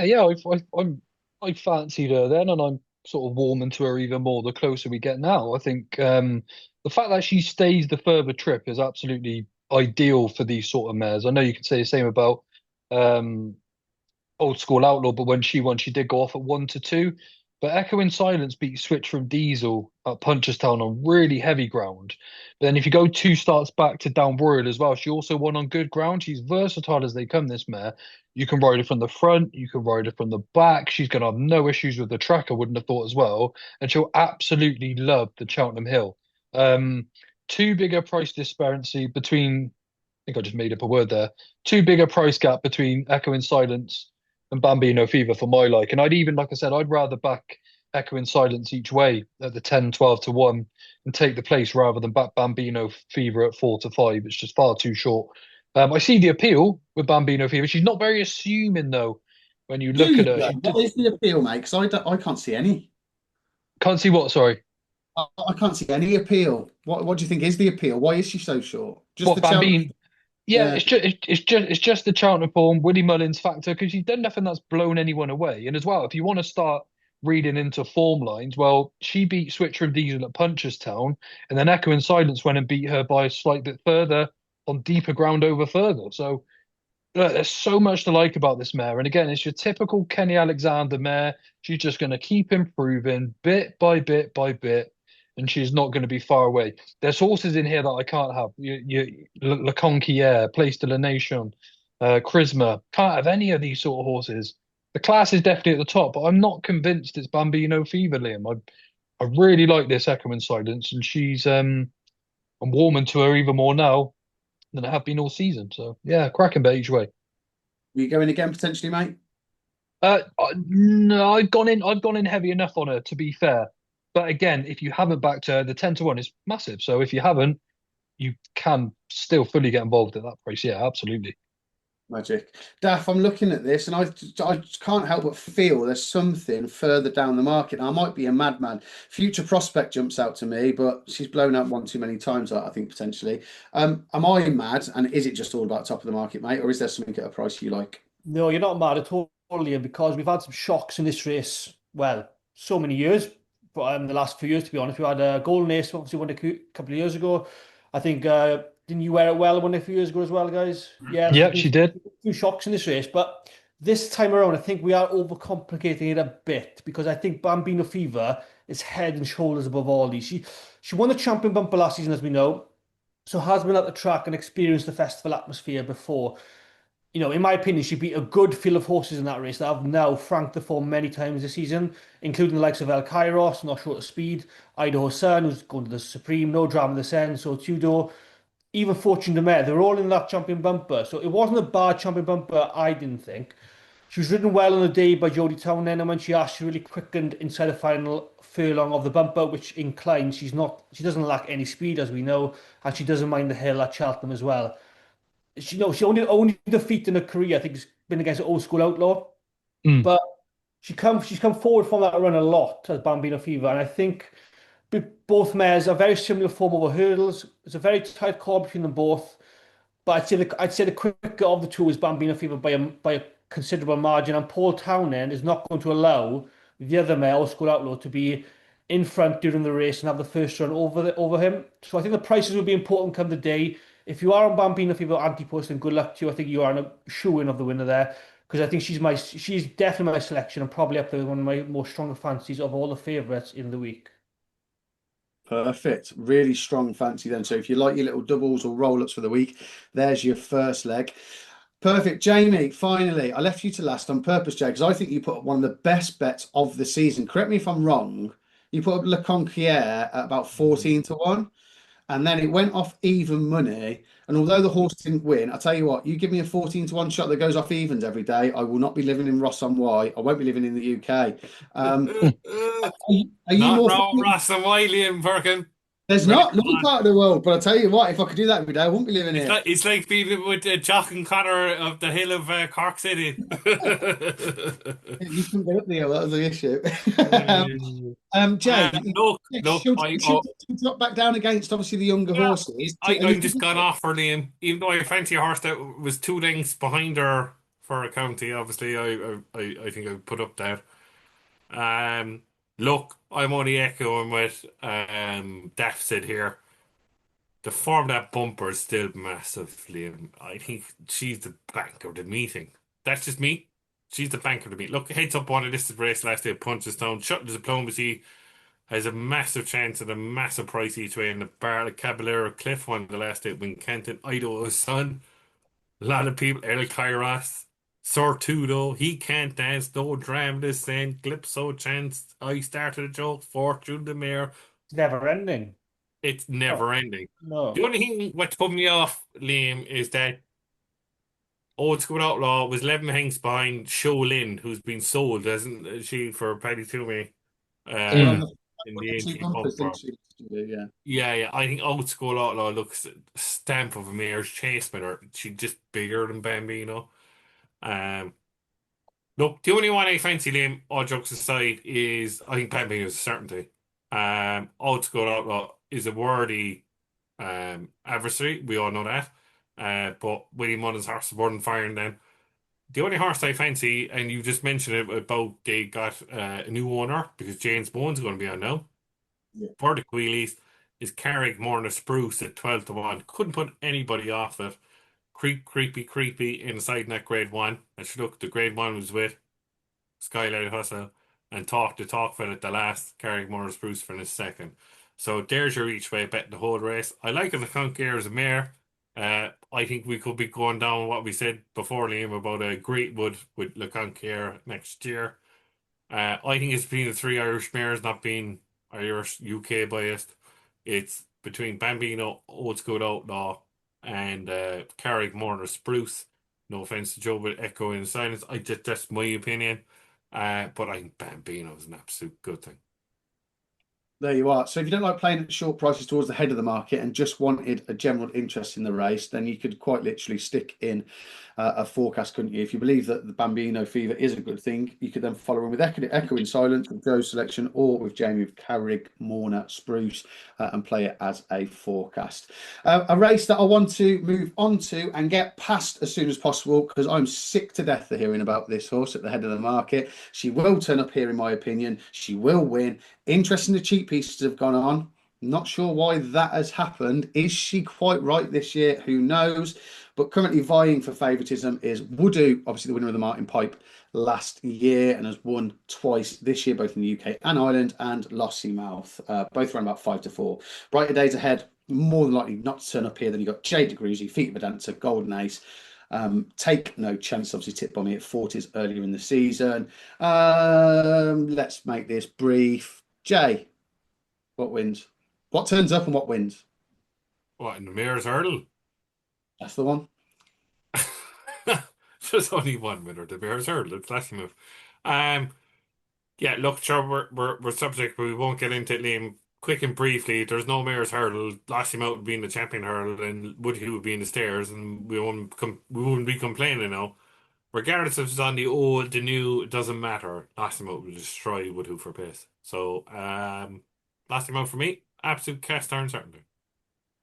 Joe, cheap pieces going on for the first time. Reports are potentially not working that well. Then I've heard conflicting reports amazingly, and she is going to go Champion Hurdle. Do you care anymore? And if you do, No, not really, Liam. Not really, to be honest. And it makes no impact on any of my bets either, whether she goes to the Champion Hurdle or, the mares here. I'm not very excited by this year. Like you boys have said, like she should be in the Champion Hurdle.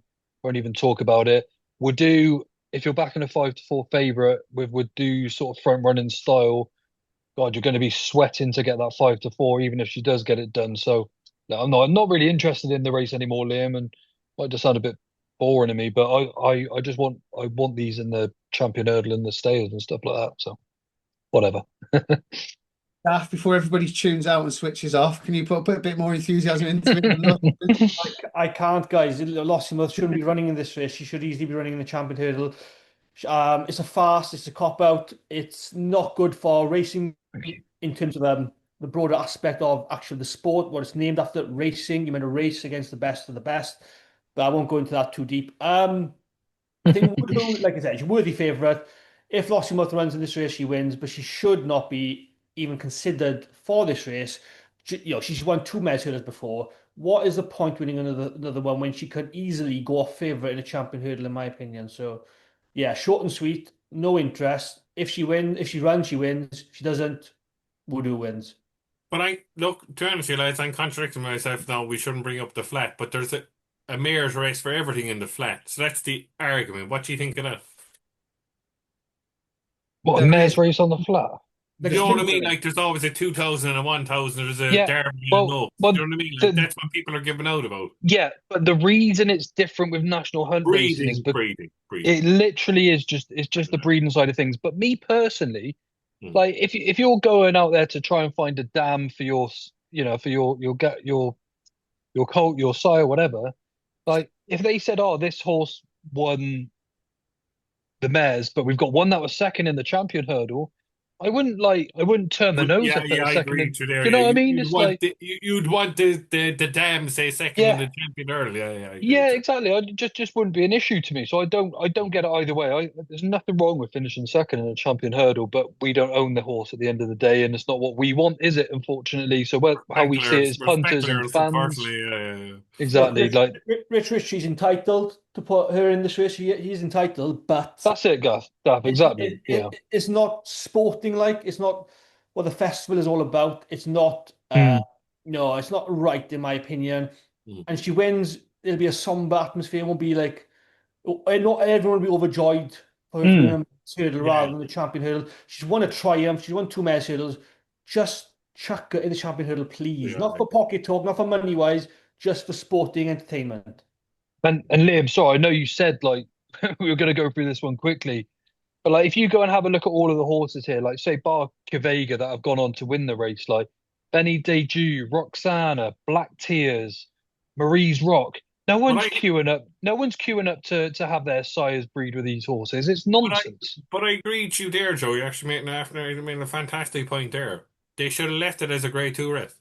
Yeah, of course. Yeah. The thing, and that's the thing. You've got no if you cap it or make it a grade two, you've got no excuses. Then you And get what you want by I think running in you the better know race. Don't exactly you? what you're saying. The main 6-time winner was Vega. Came back every Yeah, time because it was Grade Two, yeah, not exactly, a Grade exactly. One.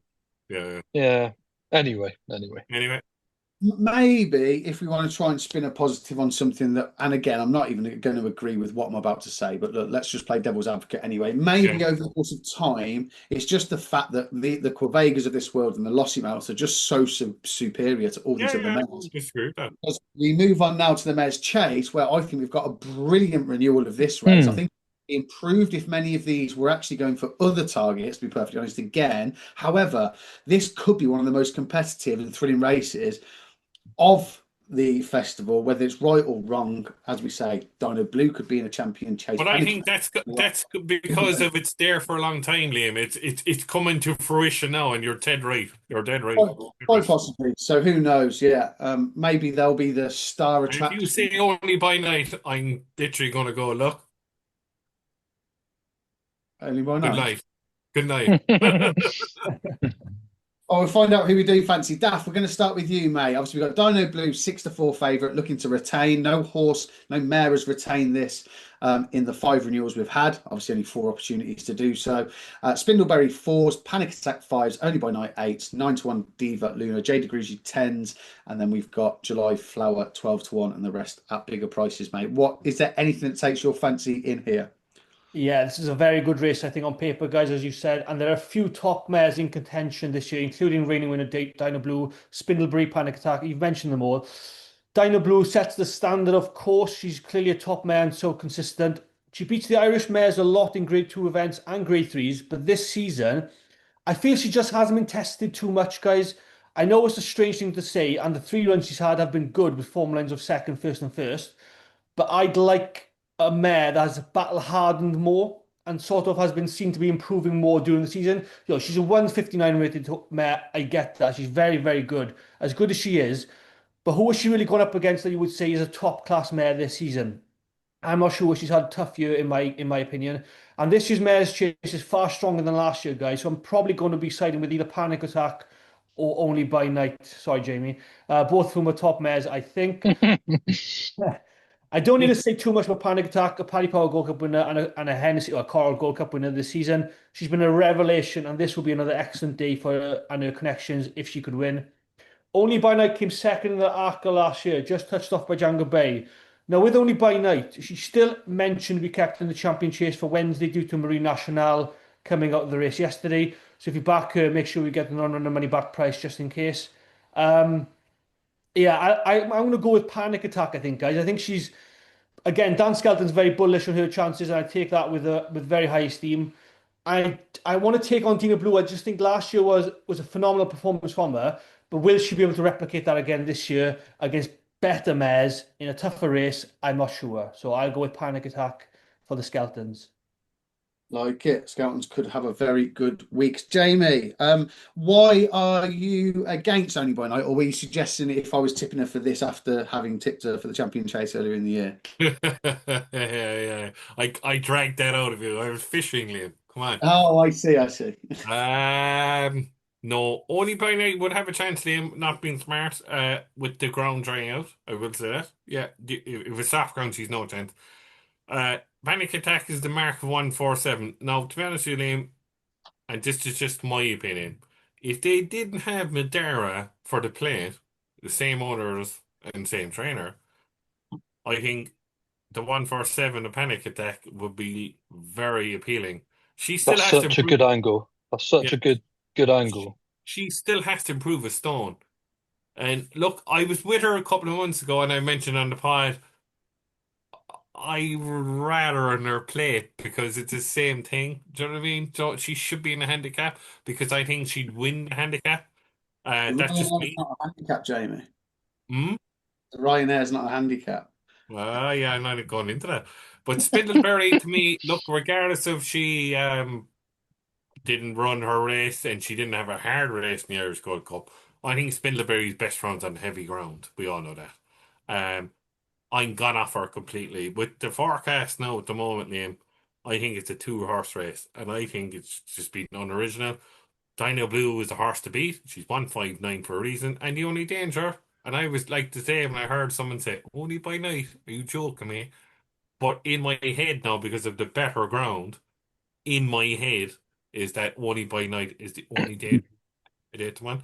So Spindleberry needs soft ground in my opinion, and soft heavy in my opinion. Panic Attack needs to improve a stone.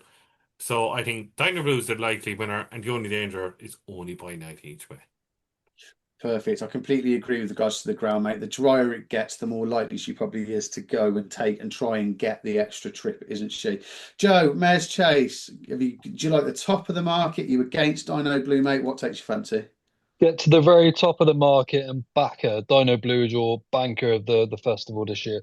Sorry, Daff, I'm very much against your opinion here, buddy. I actually think she is a stonewall certainty. Now, a lot of the mares in here, for example, Only by Night will be a prime example. She just looks like a two-miler to me. She isn't going to be far away in this race regardless. But the fact that she's a two-miler just is too much of a niggling doubt. You really, really need to be able to stay to win a mare's chase. We see it every single year. I know Daff said obviously she hasn't had the best campaign this year, but I really like it. I think this is the first time we've seen her have a stress-free campaign that's going to bring her into Cheltenham really fresh. Um, Obviously she was second to Founder 50. What did she run in? There's the full trio, wasn't it? Yeah. Yeah, Navan, full trio. And then She Could Be Anything at Fairy House, then went on to Nacy beat Bioluminescence in there. Bioluminescence. She's finding things so easy. The run in between those was at Fairy House, where she won the grade 3 over 2 miles 6. She stays absolutely no problem. And because she's a Dr. Dino, she's got that little bit of blender speed as well. I can't have her beat her, Liam. And usually I've been massively against her every festival. But I think now that she's a 9-year-old, she's more straightforward and more professional than what she's ever been. I'm like Jamie, massively gone off Spindleberry. Jamie put me onto her at the beginning of the year, and I was like, oh, I see your point. I see it. I see it. And like you now, Jamie, we've come here, and I'm just like, oh, I'm not so sure. And that run did worry me at the DRF, I will admit. Panic Attack, again, I'm with Jamie. Love her. She's so fun to watch, but she's off 147 now. She's already gone up 22, 23 pounds this year already, and she's got to go up another 13. Point and And shoot it's job, only Liam. by only night, but only. No, sorry for cutting across you, Joe. No, Only go by for it, mate. night's in the 150s, so she's the only then. Yeah. Yeah, I fully agree. That's literally it. Case closed. The best mare is Dino Blue over this trip, and you know she stays further. You can't say that about all of these. Um, And I was yeah, with big you fan. there as well, Joe. It was this year's mare, but I'm kind Yeah, of gone 360s that yeah. she's not disimproving. That's No, the she isn't. And they're keeping her like Daff. You just said there about like the battle hardened. She's done that. She's been there and done that in previous seasons. I personally say. And now she's a 9-year-old. Because look, longevity on mares isn't like geldings where they run till like they're 12 and stuff like like they kept her nice and fresh, but they've been building her up. They made sure she still stays. I think they've got it spot on with her this year. I'd be really keen on her as my. Got to wait until Friday, but she'd be a strong fancy of mine. Yeah. Perfect. So, therefore, I was going to say this till the end, but given that our brilliant guest has joined us, Daff, I feel as if I have to join him in solidarity. You're both talking nonsense. Panic Attack has been tipped. Woo! Is We the know only by night, you. You're only sucking up now to the guest. Jamie, can I have my 10 Since you pence? know are literally about 10 seconds away from the game. Stop Are interrupting you me, Welsh now? Jamie. Put another 10p in, Liam. It wasn't loud enough. Yeah, sorry, Jamie. Speak, please. Sorry, no, you're Welsh all of a sudden. Oh, yeah. You've been tipped as a No offense, staff, because you're useless at rugby. Go on. None taken. Go on, Liam. She's been tipped as a She's been tipped as a 4-point win selection, and she is my nap of the entire festival. Panic Fair Attack play to you, Jesus. mate. Fair play to you. would be competitive in a Ryanair chase. She's still on the improve. Huh? Forget. Jamie, let him have his 10 pence. Oh, yeah, sorry, Joe. Apologies, boss. Apologies. All right. Do as you're Apologies, told. boss. Do as you're told. She would get Yeah. competitive for beating her right now. Forget the fact that she's already won a Paddy Power Gold Cup around here. Forget the fact that she absolutely bolted up then, 3 weeks later in a Coral Cup. It was a performance at Newbury, and I think Harry Skelton will do the same. Harry Skelton got off her that day, and irrespective of the performance, it took him ages to pull her up. He could not pull her up. And she beat nothing, but the way she went from fence to fence, just winging them, she was phenomenal. Harry Skelton got off. He was lost for words. He did not know what he just sat on. And think of all the horses are in that Skelton yard. You can come in 2 secs, Jay. I think she's still improving. She's lightly raced for a 10-year-old. I did put her up as a small each way stake for the Ryanair. I genuinely believe she would get competitive in there if Fact Foal were on an off day. She is absolute certainty in this race, in my opinion, provided she does not hit the deck. She go from the front, she'll pull the arms out of Harry Skelton, and Dino Blue will not see her. She gets weight from all the other market principles in this. And Daff, I am with you, my friend. The Welsh Crown. Jesus, that is the whole festival. that is bullishness Love that. there from Liam. Bullishness. Go on, Jay. Tristan Durrell got off the horse in Newbury and said, "Oh my God, she's improved in absolute certainty." So I'll tell a horse afterwards the Ultima who I think wins the Ultima. Now I totally agree with you. She's a good horse, Liam. All jokes aside, but off 147, right? And I'll tell a horse at the end with the handicaps who I think will win the Ultima, right? If she was in the Ultima, I'd back her with your money, Daft's money, and Joe's money, and we'll all go to fucking Tenerife with your thing. Is that where I'm going? I didn't know. I didn't know that's not. No. We go to Benidorm. Sorry, everyone seems to be going to Benidorm now. Yeah. They should what they should do in this mares as well, mind, is get rid of all of this weight allowance nonsense. I agree. Again, it's not helping. Again, is Spindlebury has to give Tino Blue £2. Yeah, how do you figure That's that a out? joke. Yeah, how do you figure it out? It's crazy. No, because obviously Spindlebury he won the Grade 1 Will of Worm last year. She's a Grade 1 penalty. And It's just crazy. It just totally doesn't. put me off. Totally put It me off. just doesn't make sense. Again, in a division where we could have horses in Yeah, other and races. after they bring in the mares novice levels, they should do the same with the mares chase. That's just my opinion. Look, it's Agreed. Grade 2. I understand that. Right, when you got a bit overexcited and then you said something you didn't want to. Certainty. I love her though. She got a cracking chance. Mate, Dino Blue certainty. I love it, we all mate. know. Me and Joe with Dino Blue certainty. you've got to put your neck on the line. That's what it's all about, lads. That's what it's all about. Yeah, no, I've smashed into And it. I wouldn't put anyone doing the mayor's certainty double. Bambino and Dino Blue. There you are. If you want to lose some money and follow Jack James. Yeah, bookmark it. Go on, there. So. Lads, should we get stuck into the good stuff, the championship races? Yes, let's do it, mate. Yeah, Let's do it. Cool. Right. So we're going to start with the champion hurdle on handicap day, as it's now known, on the Tuesday. We've got the new Lion. Jaime fancied him since the start of the season. Was a good winner on trials day. 9-4. Brighter days ahead. 10-3. Blown out twice here previously. 7-2. Lossymouth. Does she line up? Who knows? Who cares? Golden Ace 7s. Ponyross 10s. 18-1 bar. Included in that bar and at 18-1 is Tutti Quanti, who's been supplemented. Daff, I'll let you go first, mate. What do you like in here? It's a bit of a mess, hasn't it? This race is kind of chopped and changed throughout the season. Yeah, complete mess, I think, mate, like you said. I'll keep it short and sweet. If Lossymouth runs, I won't go down that route again. I think I'll back Lossymouth. If he doesn't run, I think the new line will drift before the off just slightly, and I'll back him in a couple of multiples for the day and for the week. But that's pretty much. I can't have brighter days ahead at the moment. I just think a Cheltenham experience hasn't been too good.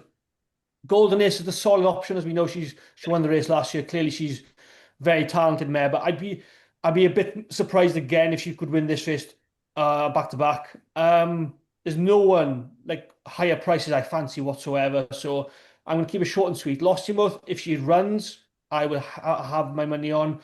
If she doesn't run, then I'll go with the new Lion, but wait for a bit of a drift before the off. Cool. Joe, Amsterdam was a fancy of both of ours in the early part of the season. Probably a bigger price now than both of us limped in and had a few quid on.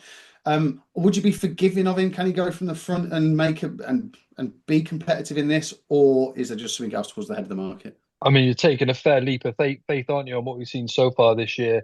Um, I think he's very talented, but whether we're actually just going to see it now, I'm starting to question. I keep giving him the chance. I thought he was going to go well, like in the fight in fifth, and he didn't really run his race, in my opinion, when Golden Ace won. You know, we had a few mishaps there too. He was beat 6 lengths by Lossiemouth, then I think he was beat nearly 20 lengths last time out by Brighter Days Ahead. They've tried to hold him up. They tried to run him from the front. I just don't really know what's gone on with him. Yeah, but headhander, isn't he? Yeah, he's just really hard to weigh up. But when you go back to like last year and what he looked like, and the twinkle in, in the eye of Paul Townend after he beat Beacon Edge at Nace, like, and I know that's not strong form, but he won by 11 lengths. And Townend was like, here we go, we got another champion hurdler, but it's just not happened for him, and he's really hard to make a case for. But I'm struggling here, Liam. The new Lion, everyone is. I see the rest of it. I think how the majority see it, shall we say? We know the new Lion could step at one, but he's probably more straightforward than most. Brighter Days Ahead. She's got the track issues. Golden Ace is solid. Joe, is it just because you don't trust anything in there, basically, mate? I think that's all. Probably, yeah. I think so. I think that's literally what it is, Liam. And then the problem is as well, by going through process elimination, I'm just going to land on the new Lion, and I'm not really interested in backing a 9-4 shot based on process of elimination, effectively. So I'm just gonna sit and hope something happens here with Amsterdam and he pulls something out of the fire. Because at the end of the day, he's only got to hit a mark of 160 still to probably find himself there or thereabouts. So no, I'm just gonna hope Amsterdam pulls something out of the fire, because I'm not gonna have a bet in the race, Liam. I've just ranted again for about 4 minutes for a no bet race. Perfectly acceptable, mate. Good to to hear your thoughts anyway. Yeah, Brighter Days Ahead. I started coming around to her in terms of being a little bit forgiving for her two poor efforts, because I think you can make excuses for them. Alexi with the drying ground, Jay. Again, we were together for obviously watching the Great One on the telly, having been the day prior. Connection seems to think we're a better horse on better ground, 25 to 1 each way. I know you're not going to be overly interested because it's all about the top of the market here for you, isn't it? Obviously, you eliminated everything else in September. Does he just win it? Yeah, I'm. If my, That I'm little just to repeat sniggle, my. like, I know something you Oh don't yeah, I have to have know. a sniggle out there. Everyone's saying, "Oh, you're not a champion hurdler." Regardless of that name, all jokes aside, we all know that it's a poor renewal, very poor renewal. And hindsight's a great thing. But look, I'm on a tens. He's my first. I keep repeating myself. He's my first anti-post bet when he crossed the line in the Turners. He was 10 to 1 when the bookies came out for next year's champion hurdle. I'm still sitting on the docket. I never cashed out, even though I was tempted, but I didn't. Look, brighter days ahead. I think Elliot hasn't put on a pacemaker because he knows work ahead, and Amsterdam and Tutti Quanti are going off like the clappers. So they'll get that. But look, she apparently had a knee injury last year, and that your man looked around in King Kingsfield and saying, "Oh, hold on, brighter days ahead is too far back." Fair enough. I understand that part. It's the niggling doubt about her around Cheltenham. Pointer Ross is an awful price. Oh my God. If that horseman's a champion, I'll give up. Alexi, no, no. Um, look, Golden Ace is Golden Ace. She might be two-time champion hurdler winner. But Jamie, is I it wouldn't unfair? say Everyone says that she's just lucky. she's very lucky, Ernst. Yeah, yeah, Is she 100%. better than lucky? No, she's very lucky. Very lucky. And look, she's a great story. And look, wouldn't you love to own her? Wouldn't you love to own her? But look, I'm going back and people forget about this, Liam, is that the start of the season, regardless of was it an absolute crap race in the Morgana, Paul Townend was teaching Lossiemouth to go out in front, right? If Lossiemouth runs in the champion, regardless of it's Kempton, New or whatever, wherever she's run, right? She's mustered around Cheltenham, right? If she goes out in front and Townend sets the fractions, she's a 2.5 miler in a 2 mile race. So if she gets out in front and no one goes near her, she'll win the champion hurdle. I have no doubt in my mind in that because Then New again, Line is very the new line's a 2.5 miler in a 2 mile race. correct. Yeah, and a lot of people saying he's a 3 miler. So Yeah. Look, I think if Lassie goes mares, the new line will win by default. And if Lassie turns up here, she's 7-2, find out at the moment. I think if Lassie runs in the champion herd, she'll win the champion herd. Shane, before we move on, who do you think Paul Townend will ride in the champion hurdle if Lossiemouth doesn't run? Pointer. Waste of time that is. Well, I think it was a waste of time anyway, Love because it. they took out the winner, Ballyburn, and everyone laughing at me, Ballyburn. Ballyburn has no chance in the Stairs Hurdle. And then but look, it's going to entry. We all know that. After booms are after booms. But look, I think he'll be on Pointer. Or no, do you want to do that? I think he'll be on Anselm. Yeah, that's not good enough either, in my opinion. It's not good enough in my opinion, no, because he was on Anselm because they He thought doesn't have much Anselm would choice, though, beat does the he? new line. Otherwise, Run Lossiemouth. Look, Well, we won't Liam go was down that there. route Liam again. was there on Fighting 50. Yeah. You had Nico and Khan. You had Golden Ace, New Lion, and you had Anselm. So he was on Anselm because he thought Anselm would beat the New Lion and Constitutional and Golden Ace. So I think he'd be on Anselm. yeah, I was screaming at him. Just go past then. Constitution Hill and the new Yeah. line. But Just look, by default, Liam, I'm on a good ticket. I've been waiting for 11 months, I think, for the new line. So look, if the new line wins, I think it's a poor champion regardless. Yeah, no, it certainly is. So let's move on from it. We've spent enough time on that race, but the new line or Lossiemouth should she turn up No, for get out the Kleenex for the next race. I'm not saying nothing. He knew I was going to get the dig in first. I tell you what, I think in terms of, I would never be one to take satisfaction in somebody else's misfortune. For example, Yeah, Oh, Jamie. yeah, Jamie. Yeah, Jamie. and He wasn't going to win anyway. that's why I'm a better person than Jamie. He wasn't going to win anyway. Oh, wait till we get on to the Gold Cup. I won't say nothing on your chips. Well, no, don't you worry. Joe tried to inflict some pain on me last night. Anyway, Yeah. let's get on with it. The Queen Mother Champion Chase. Oh, yeah.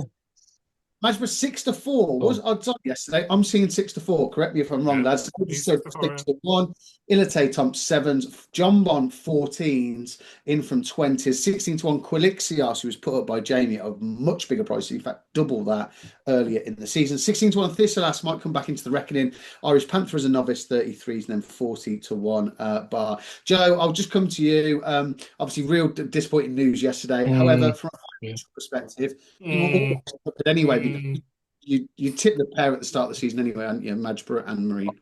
I have, Liam. Yeah, I tipped Madgeborough at 8 and then Marines at 4. I said if you back the pair, come March, you'll be on to a winner.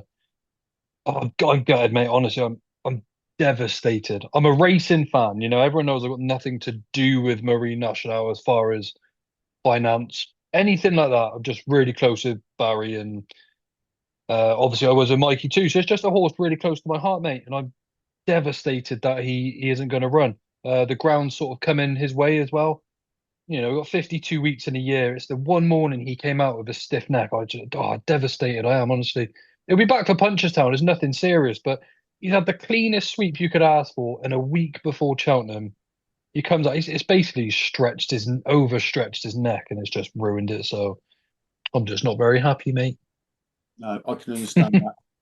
Yeah. Daff, have you got more of an analytical view rather than an emotive one? Obviously, understandably, Joe's disappointed, but he's sitting in a half-decent position, obviously advising the pair. Madgeborough, jumping around Cheltenham, the undulations. Is he a little bit John Bon 2.0? Can he be trusted at 6-4 or not? He can't be trusted, no chance. I don't think he can. It's not a vintage champion chase again, I don't think, guys. And obviously, we've had odds-on favourites in the past that have bombed out and done mistakes and lost. I think Madgeborough could be another one. I backed him in last year's Arkle, and I was so adamant he'd win last year's Arkle and lost his chase, and he did too many mistakes across the board that day. I know the cheek pieces have improved in my Leopardstown, but I don't know. This race is a minefield again. Tactics will be interesting. I suspect Madgeborough, with his cheek pieces probably added, will make the running like he did at Leopardstown. But if another horse wants to go with him, such as a Solness or others, then they may rough him up and light him free again. Then the mistakes may kick in around Cheltenham. I like Lou de Suit. I think he's solid. And obviously he's had a massive break since the Tingle Creek. So that could be a plus. Ilete Thompson had a tumbling fall at Ascot last time out. So again by default and process of elimination. I may side with Lloyd, but it's not a massive opinion or a big betting race for me. I don't think it's a vintage champion chase, and just beware with the odds-on favourites, guys. If Majba does go odds-on the day, we know what's happened before with these kind of favourites. I know it's horse by horse and year by year they change, but it's a bloodbath of punters sometimes, this race. Yeah, I'd play Slay the life out of him. I think if he was odds on the day. Jaime, Quilixios, half the price that you advised him at, if not bigger. I can't recall, sorry, off the top of my head, whether it was 33s or 40s, but he's now 16 to 1. Obviously, after the news, has your opinion changed over the course of the season on the race? And give us a bit of an assessment of Majborough. Yeah, look, I mean, regardless of the better ground last year, look, if he jumped the second last in the last year, he would have won. I will say that. Like I look, people after timing on Lotus Sud. This is just my opinion. I might be totally wrong. Lotus Sud needs a bog. Regardless if he's fresh or not, he needs a bog. Look, he needs a monsoon. And look, if it rained down the heavens on Champion Chase Day, Lotus Sud probably will win by default. Elected top, never won around Cheltenham. Majbra, I think he's better on soft ground. So now I'm at a 16 to 1 at the moment. Quilixius, look, he'll have to defy trends, stats, the whole lot. But he's run around the track plenty times. And he would have brought Marine National to what, a length last year? Probably Marine was going to win anyway. There's no doubt in my mind on that. It's very sad. I think Marine will absolutely be a cast iron certainty the way the ground is drying out. Unfortunately, that's the way National Hunt Racing is, unfortunately. But look, he's 16 to 1 to find out at the moment. Still, like he went down to sevens with the news yesterday with Marine. Now he's back out to 16, so I don't understand it. I think he's a cracking bet each way. I'm on the 40s. I put up in the anti-post series at 33s. Yeah, I'm very happy. I think he's a solid bet.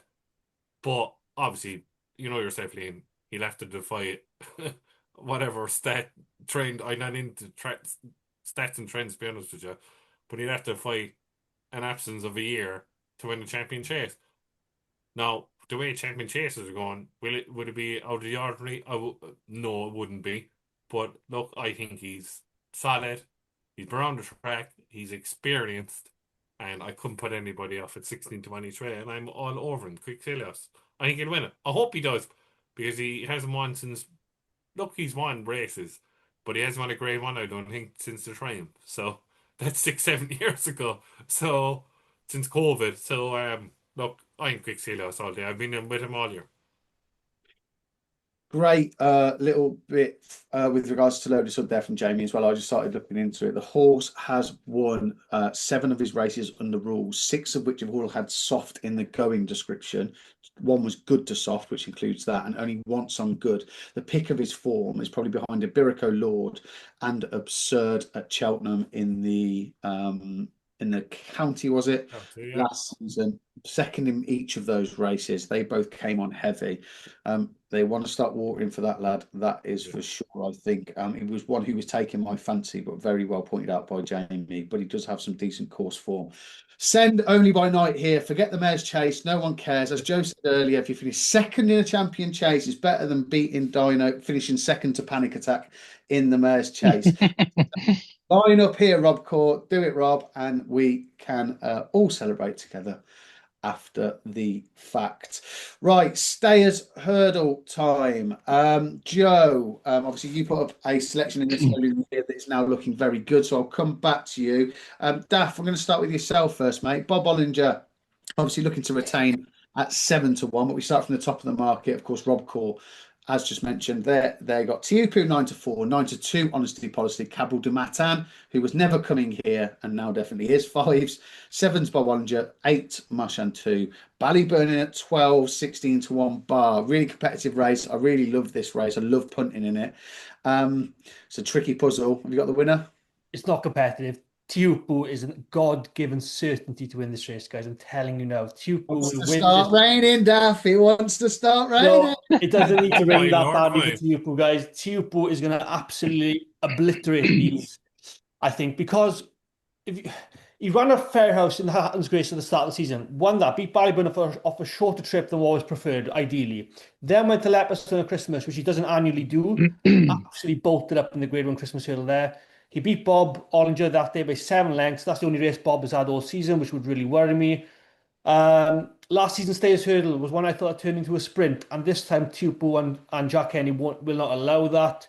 He's still only a 9-year-old, whereas Bob is 11 years old, and I think despite Bob's excellent festival record, this time he will be beaten. I can't really make a case for honesty policy. I don't see it myself. Cabral du Matan may run and be a threat, but is yet to prove over the distance. And Marchand too has got £10 to find on Tupu. It's staring you in the face. I backed him a 5-1 anti-post, which is not, it's not the biggest price to back, but he's considerably lower now. He will win the Stayers Hurdle in a canter this year, guys. You've got a load of value there, though, mate, because I don't. Well, provided we get a bit of rain, he shouldn't go off too dissimilar to the price he is now. Perhaps he is a bit short. What is he, 7-4 at the moment or 9-4? 9 to 4, Nine to yeah. four, Before, yeah. So yeah, he's at half the price essentially from what you backed him from, hasn't he? Joe, your reaction was a little bit similar to mine. I've never taken to Tupu. This season I've been most impressed with him, and I think it's because we've seen more of him, and especially the last day I thought he was exceptionally good. But the more the ground dries, the more I can't have him. I think there'll be something, a young and up and comer. Obviously give you the floor to shout about honesty policy. Great shout, mate, earlier in the season. 16s, 25, something like that, was it? 25s, and then we went in with more points at 20s as well, actually. So it's a big, here's the big one for me really this year is probably honesty policy. He's just awesome. He's only a 6-year-old. He won his point to point, but he didn't make his. You look, he's got no bumper experience either. He went straight into maiden hurdles on January the 5th. He ran in a maiden hurdle at Naas. By April the 5th, he's a Grade 1 winner at Aintree, and then he went on the following race to then finish second to Jasmine DeVoe by half a length. I've highlighted that Jasmine DeVoe form, obviously, with the big Westerner. I think that is big form. And the fact that Honesty Policy was able to run into half a length with such a lack of experience to me is huge. He's had that run one this year where he finished second to Strong Leader and Imposed twice, first start of the season. But he was coming up against two graded race fit rivals that day, and he was always doing his best work at the end. He took a blow on the home turn, picked up, and off he went again. So as we've seen so far, I think you can expect major improvement from his first run to his next. It's also worth noting that they had the wall park in here last year and he finished third. Obviously ran on strongly at the hill. They were like, nope, he's off chasing. Honesty Policy is our Stayers Hurdle horse. I think that's a fair statement considering they've got Tia Hoopu as well. So look, either Daft's going to be rich or I'm going to be rich and hope it's me. Whichever one you are, whichever one of you it is, you're my best friend. Jamie, honesty policy, Tupu. We got the first two covered off in the market. Is there something else at a price? I think 6 of the last 12 renewals of this race, a double figure price has won it, including shots at 40s, 50s, Penhill is 30s. one. Penhill, yeah, on top of my head. This is the aim, to be honest, regardless of the Gold Cup, it's the best Grade 1 the whole meeting. Because 6 of them can win. Tupu, Honesty Policy, Cameron Matan, Bob Bollinger, Mashantu, and Impose Etwa. It's a fantastic renewal. To give out about the Stairs Hurdle, it's a brilliant renewal this year. Look, I wouldn't disagree with Tupu with that, but I don't think he's in totally love with Cheltenham. And that's just my opinion. He's had 3 runs, third, second, first. The year he won, he beat, I don't know who he was. That York, I don't know. I called him a York, and oh my He's God, third it and was fourth, an I awful renewal. think. Right. But honesty policy couldn't put Joe off. I think that was the best race of the whole year. That's just me in the long walk. With Impose Etoile, Strong Leader, and Honesty Policy. It's the Honesty Policy race that I'm going on, Liam, about.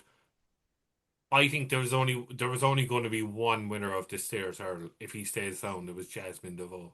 I think he was absolute cast iron certainty if he ran, if he stayed sound.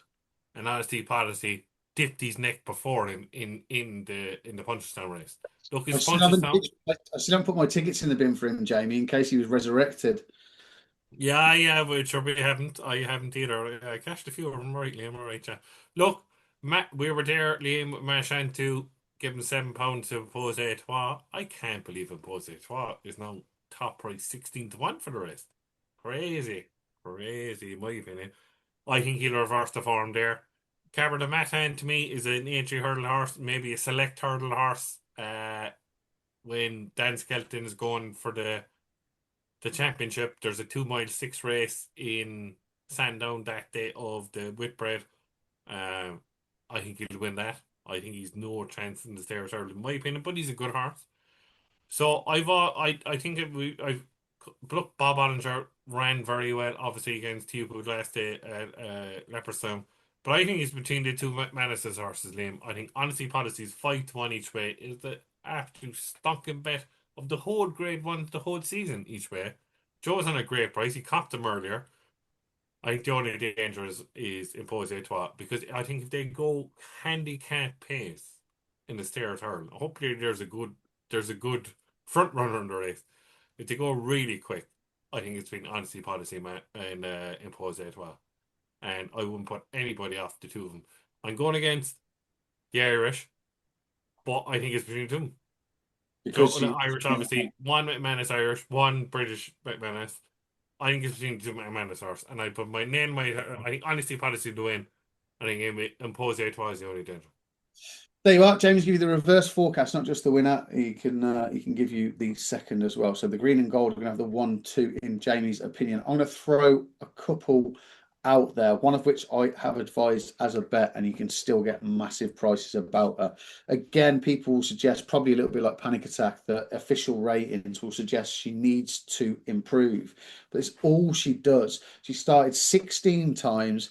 She's been outside the first 3 on just 4 of those 16 starts under rules, and 2 of those were 4th place finishes in a attempts of a 24 runner field or a 26 runner field, and a really competitive 16 runner field in Ireland. Feet of a Dancer, I just wanted to follow her wherever she goes. She bolted up the last day and still had plenty in the tank, in my opinion. Paul Nolan suggested that her conditioning and how she's coming out of her races, and just the general maturity now that she's a 7-year-old, she's still improving. She was 4th in the attempts last year.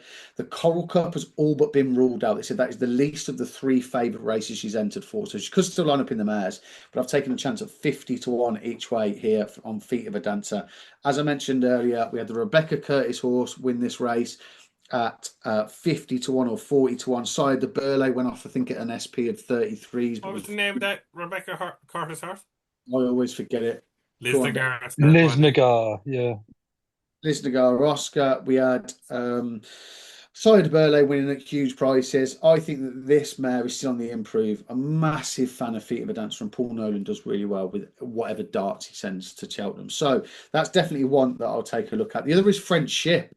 With the better ground conditions, he unseated the last day, didn't run particularly well. He does need to also improve a fair bit for Philip Hobbs and Johnson White, whether he lines up here, but he's a massive 80-1. But he won on that form line that's worked out really well, with Bowen's on fire in behind, who subsequently won twice and is really well fancied for the county.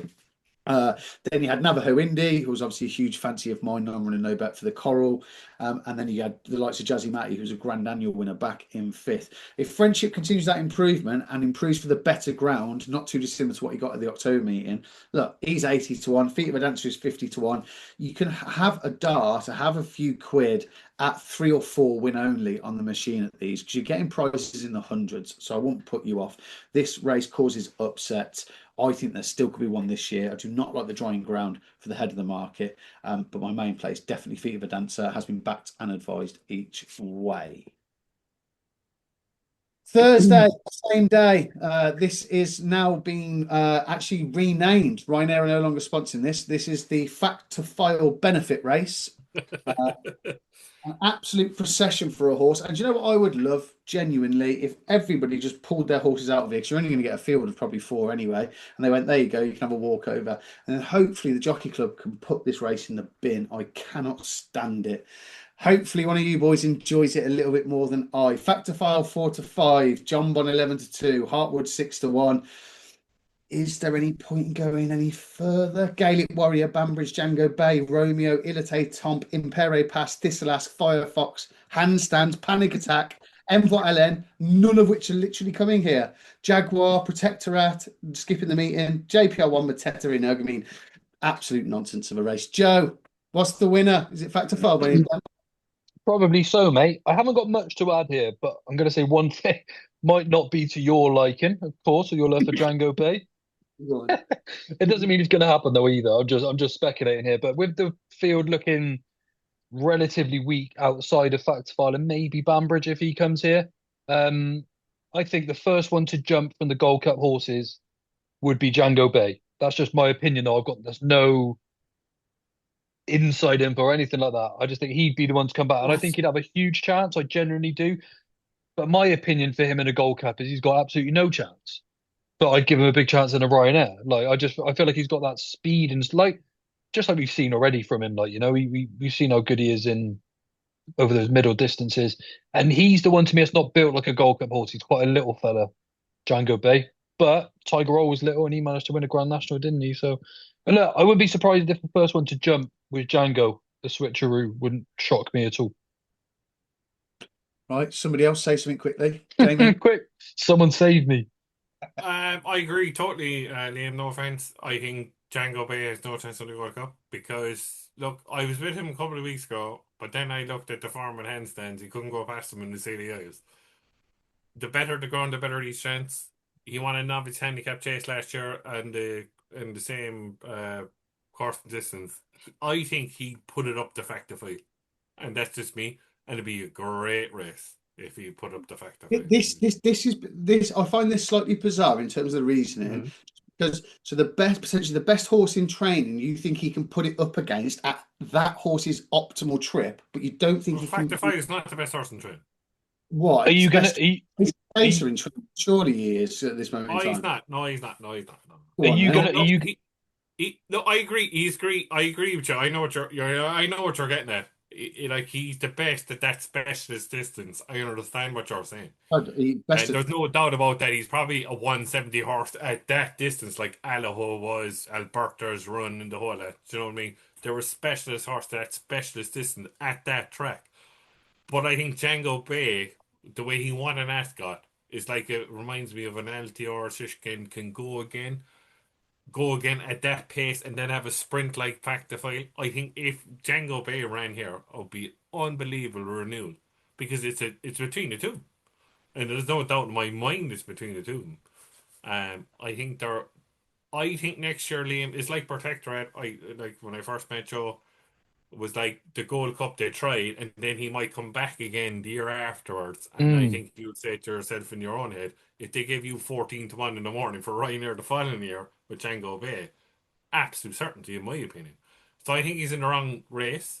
That's my buff. Look, we all know Factify is going to win, but look, it'd be a great race if Django Bay took him on. He's the only one for me out of the Gold Cup horses. Sorry, Liam. Like Django Bay's the only one out of the horses in the Gold Cup, out of Jukebox and all of that have got like that turn of foot. They've got speed.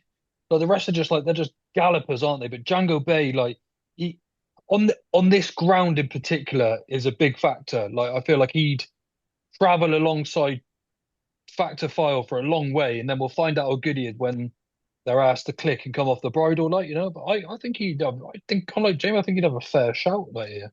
I just don't know about the extra trip, but again, you tell me, I might be wrong, of course. Yeah, no, I think that that Django stays forever. I think the further he goes, the better he'll be.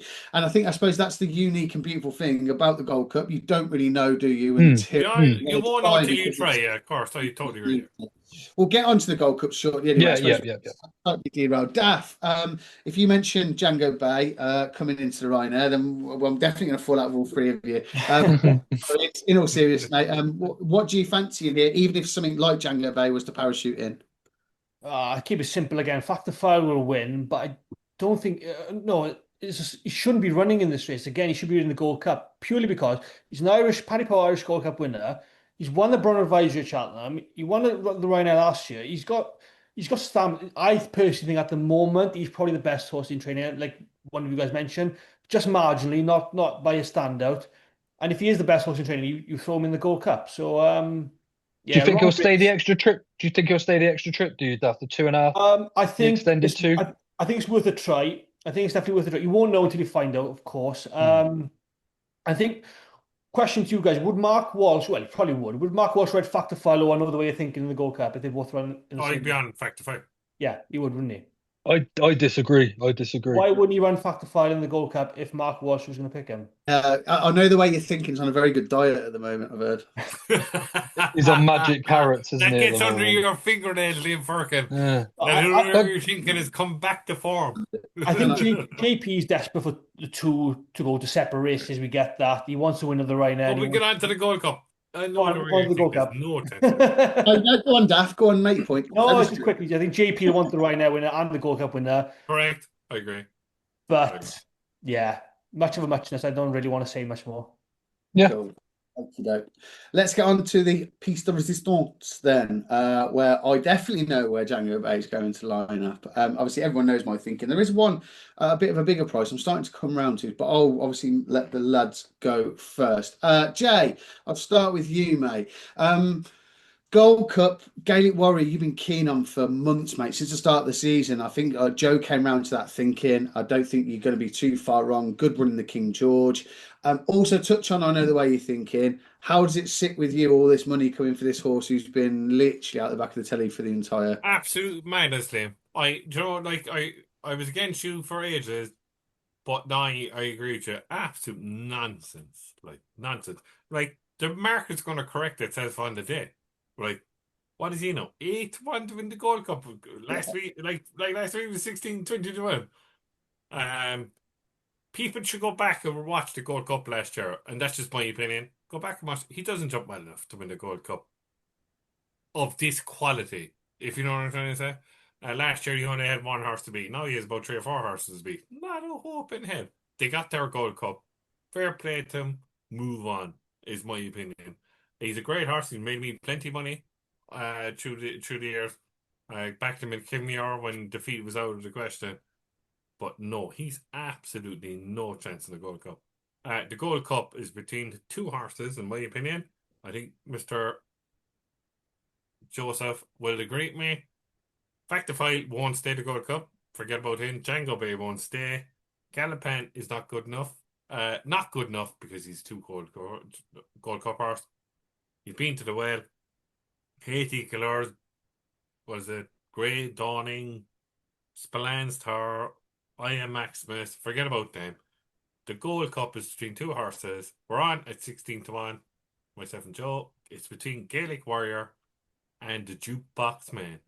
And if anyone tells me any further, they know nothing about racing. But no, no. Someone's going to clip that. Aside. Yeah, but all jokes aside, Liam, I think it's between Jukebox Man and Gaelic Warrior. Look, I know Townend wants to ride Gaelic Warrior and the Ryanair. Forget about that. Patrick Mullins is going to be on. But you're just going to have to factor that in. But Patrick Mullins is better over Chase than Hurdler. I think Gaelic Warrior. I'm on the 16s. Myself and Joe are. I think I backed him at 20 some. Myself and my father. I think we have a bet on there. I don't know. We're going back since November. I think it's between the two of them. It's Jukebox Man and Gaelic Warrior. I can't see anything past the two of them. So it's New Brigade, and I hope Gaelic Warrior wins because this myth that he can't go left-handed is all but sudden forgotten about because of his run behind Factify in the Irish Gold Cup, where he was super keen. Factify won when it was a crawl, and that's the reason Factify stayed. And the Gaelic Warrior Patrick was at pains to keep him under wraps. The quicker they go, proper Gold Cup pace. The same when he beat Great On last year in the entry. They went quick and he picked it up. I'd Gaelic Warrior win the Gold Cup. Case closed. All day. Gaelic Warrior. There we are. Joe, how do you think that conversation plays out? Trainer, son, primary jockey. Primary jockey vying to try and get this horse into the Ryanair, some wanting to ride it in the Gold Cup. Can't be easy to manage, to be fair. No, but give it to Patrick. He can see it. He can see a Gold Cup horse. I don't look. A lot of people love to crib Patrick Mullins. Not one of those myself. I haven't seen where it's necessary, genuinely, where it can actually happen quite often at other times. But this year, I don't know if they're doing this because they don't like my opinion here, Daft, or if they've just gone off camera for 30 seconds. No, But no. either way, Patrick Mullins, he's a horseman. He gets very good feels out of horses, which is why he gets to choose which bumper horse he wants to ride. He sits on Gaelic Warrior. He knows Gaelic Warrior is a Gold Cup horse. I believe him. I believe Jaime. Gaelic Warrior is the number one for the Gold Cup, and there is no question in my mind either that the Jukebox Man is the number two. There is your 1-2. Case closed. Case closed. Perfect. Like it. Apologies, laptop was going to die. It's fine, mate. Um, It's all happy days. Daff, talk some sense. I'm hearing about the Jukebox Man. He was paddling up the hill as a novice. There is a horse in here who devoured it twice, though. Are you going to mention him? This race is a proper burn-up, boys. It's a proper good Gold Cup. I think the names in this race is phenomenal. I would love nothing more than Galloping Champ to go out with one last hurrah and win it. Sadly, he's my favourite horse in training, but I can't Before you start there, Dave, do you think he'll go off favourite? Galloping. Yep. No, he won't go off favourite. I think he will. So if he doesn't go off favourite, which I don't, I think he'll remain. I'd say 6-5 to 1 at best, if that, and I'll back him each way. I think he'll come in the top three, and I think he'll have one last hurrah. He'll be coming down that bend, around the bend, couple of fences left to jump, and he'll be swinging. Paul Town will be swinging on him. It's just the case if he's got anything left in the tank, come the last couple of furlongs and up the hill. Gaelic Warrior, yeah, the enigma that is Gaelic Warrior. He disappointed me in the King George, although it was a bit of a slowly run race. I know that. Did better in Leopardstown. And Joe's mentioned he doesn't mind Patrick Mullins on board. I'm a bit skeptical of that. I think I would have preferred Paul Townley, but obviously not going to choose Gaelic Warrior over Galloping.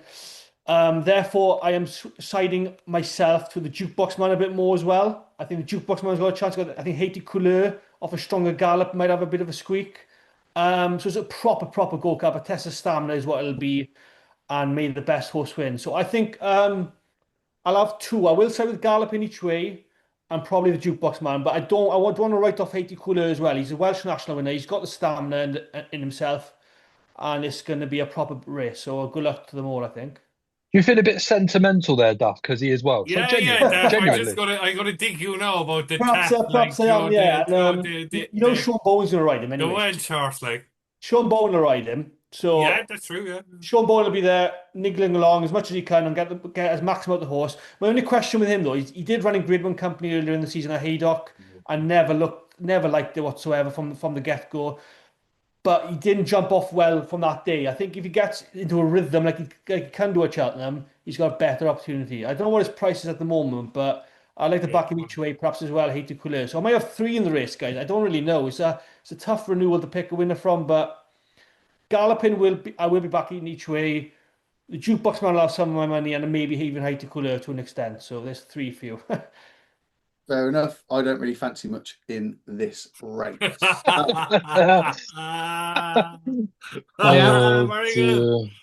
I am Firkin, steal show. No. I am slightly more lukewarm than I have been all season on Django Bay. It does happen that though, doesn't it? I'm like that. I've done It does. U-turns on some horses, and suddenly I'm like, it's a banker. Not being sparkling him, it does. It does. I'm the same. I'll be laying panic attack come Friday. It's bizarre how your own opinions change like throughout the season. And I think also there's probably a little bit of, I'm not sure if other people viewing get this. You think that you're in decent anti-post positions, but yet you become a little bit nervy and unsettled the closer it gets, thinking, I don't think I've got any winners here, even irrespective of the value that you've gained throughout the season. 100%. And I suppose it's just nervousness because you want to enjoy the week. And of course, a part of the enjoyment is winning at the end of the day, let's be honest. So, I do think that Django Bay will run his race. My concern is his jumping. He just can have a tendency to hit a couple of them. He absolutely flew the last in the Arkle. That's the only reason he run. He landed running and absolutely pinged it. Watch the second last back from the Arkle. He belted through it. He belted the one down in Ascot, didn't he? And then he came around. And then he belted it. Then Nico asked him to go long at the last, and he landed running and was still staying on at the finish. I have no doubt about his stamina. It's just at the business end when the taps are turned and you have to find that little bit of speed towards the back end of the race. We've seen the likes of Aplutard devour the hill, galloping, still travelling beautifully on the bridle, and then just kicks into another gear and ups the revs. It's just ensuring that coming down that hill, those tricky fences, that he jumps those clean. And if he lands running over the last, he's got a chance. I do believe he'll outstay anything else in this field. I would be really, really sick if I know the way you're thinking comes and wins. Then again, we've seen it with Minella Indo, who has performed pretty poorly throughout the season and then has turned it on come the springtime. So perhaps it's been a bit unfair, and perhaps I'm just attaching the connections with a potential viewpoint which may not be fair. I do think JP's other two in here have half a decent chance. Splend's Tale was quite impressive, I thought, albeit that the distance that he beat Le Press and the weight he was getting from him wouldn't be all that impressive. He wasn't asked for everything, was he? And he's shown that he's definitely now got course form and has a liking for Cheltenham. The one that I'm coming round to a little bit, just the Skeltons with Grey Dawning. I think back, if you forget about the Cotswold Chase, he went from odds on to odds against during the day. He finished third, and I saw on another preview, and a best quote, it was a race hour preview, not quite as good as ours, but definitely a very close second. They suggested that when Harry was coming back down the chute after finishing third, they're all high-fiving. They're loving it. That's brilliant. And then you think back to when he won at Haydock, hard held. I know they're not the most competitive fields anymore in that Betfair Chase, but he's probably been primed for one day. And Dan Skelton gets them right for the day. He targets so many horses, has so many handicaps or so many big targets. Go on, Liam, get on to the handicaps.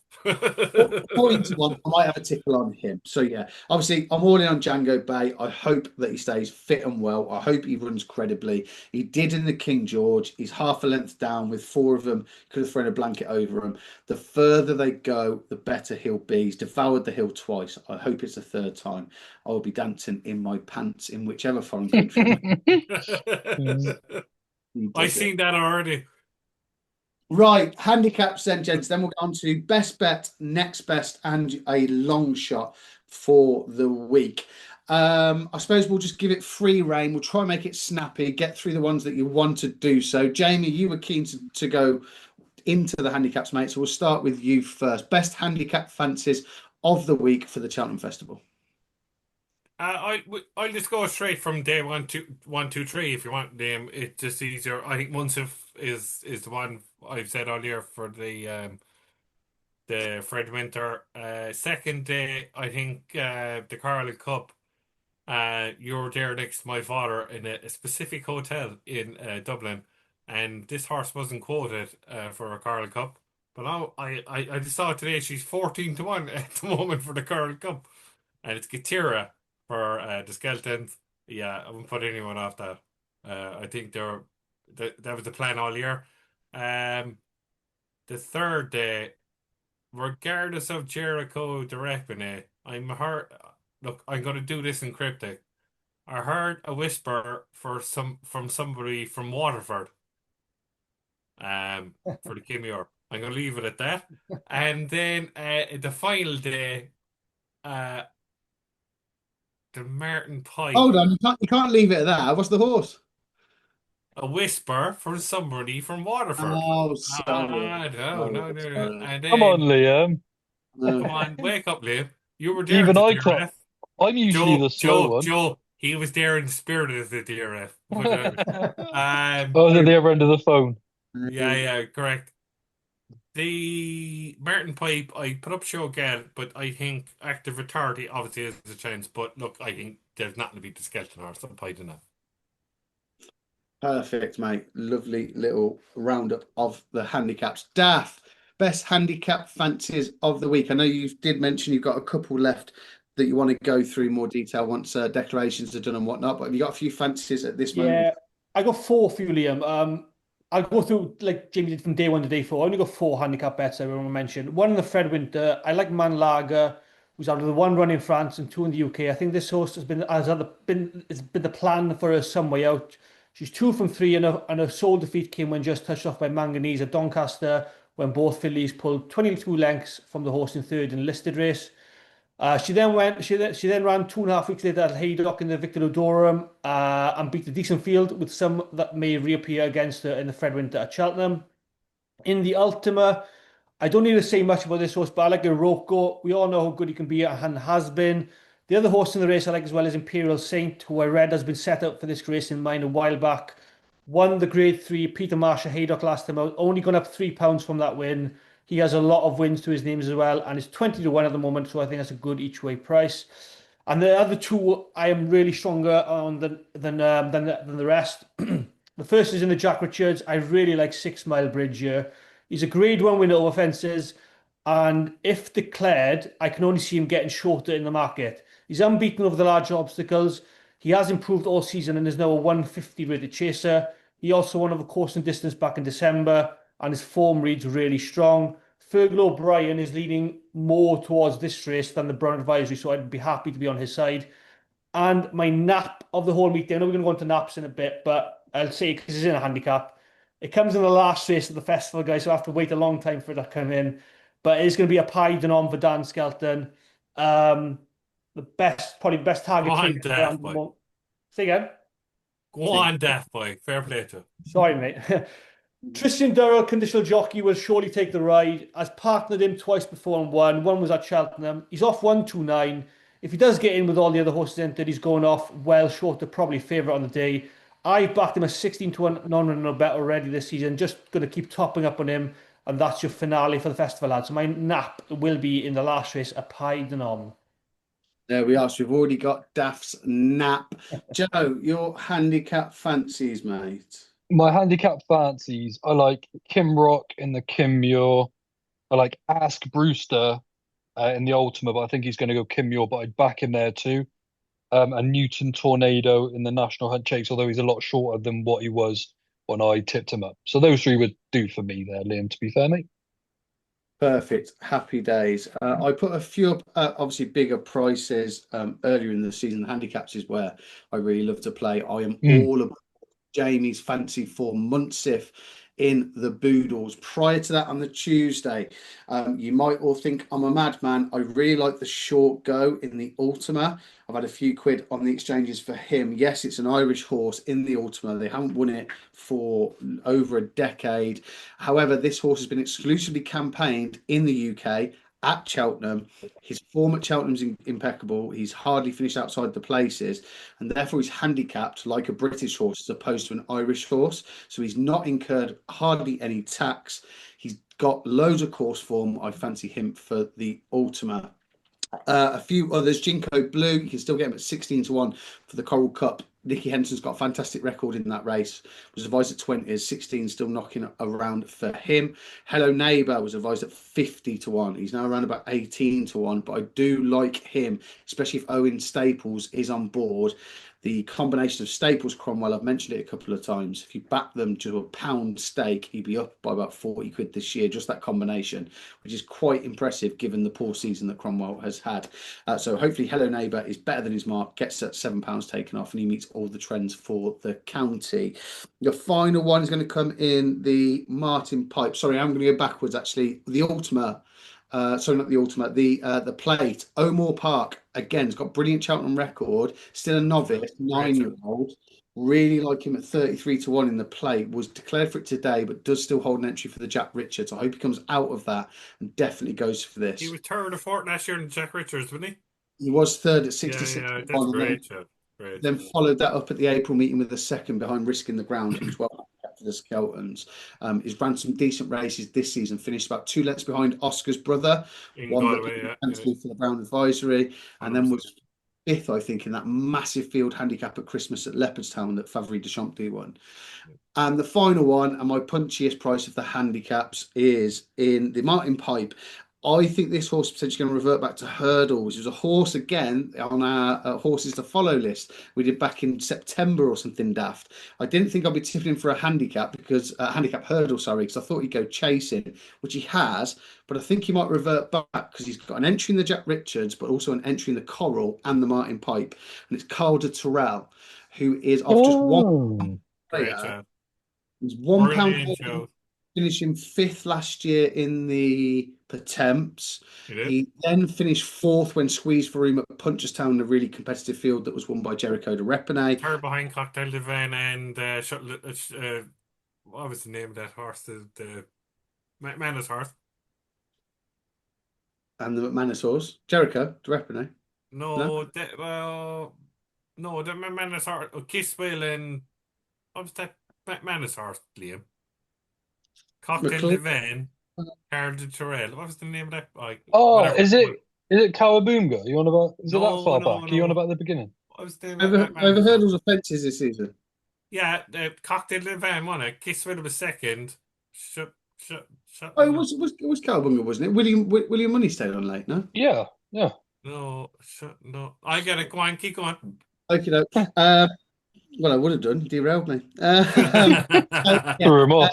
How does I think potentially the fact that he's got 2 hurdles entries, he therefore may revert. Also, if you go look at Fenton's jockeys who have ridden for him in Ireland this season, his most booked jockey is a conditional, which leads me to think potentially, therefore, he will in the conditional Shuffle the jockey. deck. Sorry, shuffle the deck.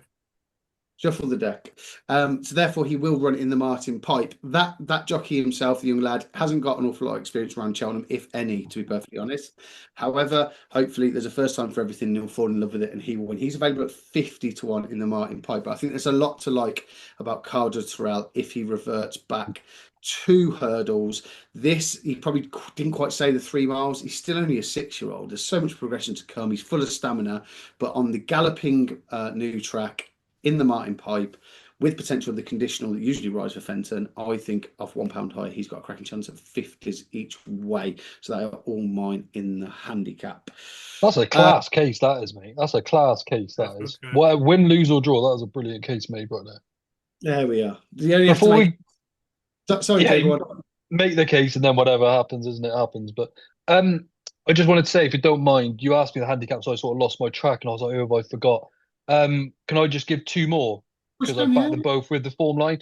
Go back to It's your channel, Joe. No, you can't. Oh yeah, of course, yeah. If we go back to the DRF last year, the big handicap was obviously won by McClory, and then you had Stormheart in behind. I like that form line. McClory for the plate, Stormheart for the Coral Cup. I backed both, but I forgot to mention those. Just wanted to get them in there whilst I could. They'd be my stronger ones as well. Sorry, I just had a blank when we were talking about the handicaps. I know, obviously, you've been big on Stormheart and have tipped him earlier in the season. I'd be keen on backing favourites in handicaps at Cheltenham, especially. But look, if you could get a 9-10-1 winner, like any other day of the week, I would not put anybody off backing Stormheart at all in the Coral. Anything else that anybody's forgotten with the handicaps they want to give a mention to, or should we move on to our best bets? Yeah. Cool. Right. Do it nap, next best, and your long shot. And Daff, as you're the guest, we're going to start with you, mate. Get everyone off to a flyer. What is your nap, next best, and your long shot for the festival? Okay, my nap, as you guys probably would have heard, is comes in the last race. You'll have to wait all 28 races for it to come in, I hope. There's a pie the nom in the Martin Pipe. I backed him at like I said, 16-1, now gone into favouritism. Next best, I'll stick with another handicap. I think 6 Mile Bridge in the Jack Richards has a great chance. And my long shot, I'm going to put up, I mentioned it earlier, Good Girl Kathleen in the, we'll go with Cryptic Jim in the Albert Bartlett. I think he's got a squeak in that specific race if he does get declared. I just want to mention the 2 bankers I got really, really strong cases for in this specific segment. Tihupu, Bambino Fever, get them in your doubles. I hope they win for you guys. Perfect. Love that, mate. Love that. Jaime, Wrenn, your nap, your next best, and your long shot for the 4 days at Cheltenham. The nap is go back to board in the Arco. The next best I will go with Bambino in the Mares, novice hurdle. And the long shot, look, Liam, I see a lot of previews about Iroko is going to a lot of people out of the Ultimate, and it's going to be a limited handicap. No, Iroko Jaguar. There's only one winner of the Ultimate, and McManus has 3 in the race.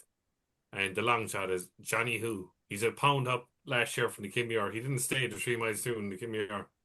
So when he runs in the Ultima, he's going to win. So he's 14 to 1 to find out. So there's your long shot, Ted, as they say. Johnny Who, Ultima, get on. Love it. There we are. That's Jaime Wrenn's nap, long shot, and next best for the festival.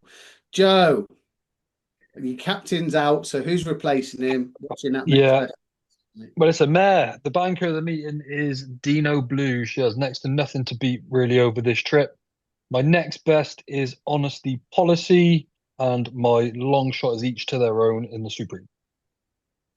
Okie doke. And if you've made it this far, you'll already know that Panic Attack, of course, is my nap. Oh dear. My next best is most certainly going to come in one of the most competitive races of the year, but I'm not going to desert him now. I think he'll love that hill, and it's Django Bay in the Gold Cup. And my long shot is Thomas Moore in the Brown Advisory. I'm hoping he does line up. I'm going to back him. 100 to 1 is available, and I'm going to back him each way. 5 from 10, as I say, in his whole career, and he's got that Cheltenham form, as mentioned earlier. Lads, is there anything else you wanted to mention, or Joe, is there anything else you wanted to discuss?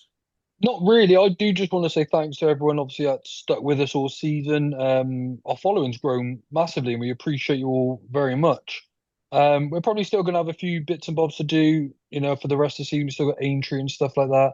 And even though we have still got that, obviously, just want to say thanks to you, Liam, and to you, Jamie. Help keep the show running, because without you two, it obviously just sinks. Can't do it on my own, and it's been great, obviously, to have Daff on again this year too. Daff, you don't know it, but when we talk about our guests, you've come up in the conversation quite often, mate. So we really appreciate you being on with us. And it's not too late to like and subscribe, viewers, as well. If you don't mind, it's free for you to do, but it does help us out genuinely. Gets our reach out there, helps my lads out too. So thank you to everyone. Whether you've enjoyed the content, agreed, disagreed, is what it is. Doesn't affect us. Appreciate you all for tuning in. Absolutely. Daff, as Joe just mentioned, thanks so much for joining us, mate. It's been a pleasure to have you back on and getting your insights and thoughts, and obviously great to always chat with you, Joe and Jamie. Get your nap, next best and long shot in the comments. Joe wants to say one more thing. One more thing, Liam. Where can people find your new racing group as well? It's on my Twitter. So yeah, if you just go to my Twitter, there'll be links there to it. Thanks, Joe, for plugging it. So yes, if you want to be part of that, by all means do so. Jaime, Wrenn, hopefully we've got you a little bit more in the mood. I know you've had a bit of a tough week, mate, but hopefully you're looking a little bit more Cheltenham than you were before we started. Daff, I hope you have a cracker. As everybody else, I hope you all win a load of money. As mentioned, let us know what your best bet, long shot, and nap of the Cheltenham Festival is in the comments, and we'll see you all again when we're really rich or really poor.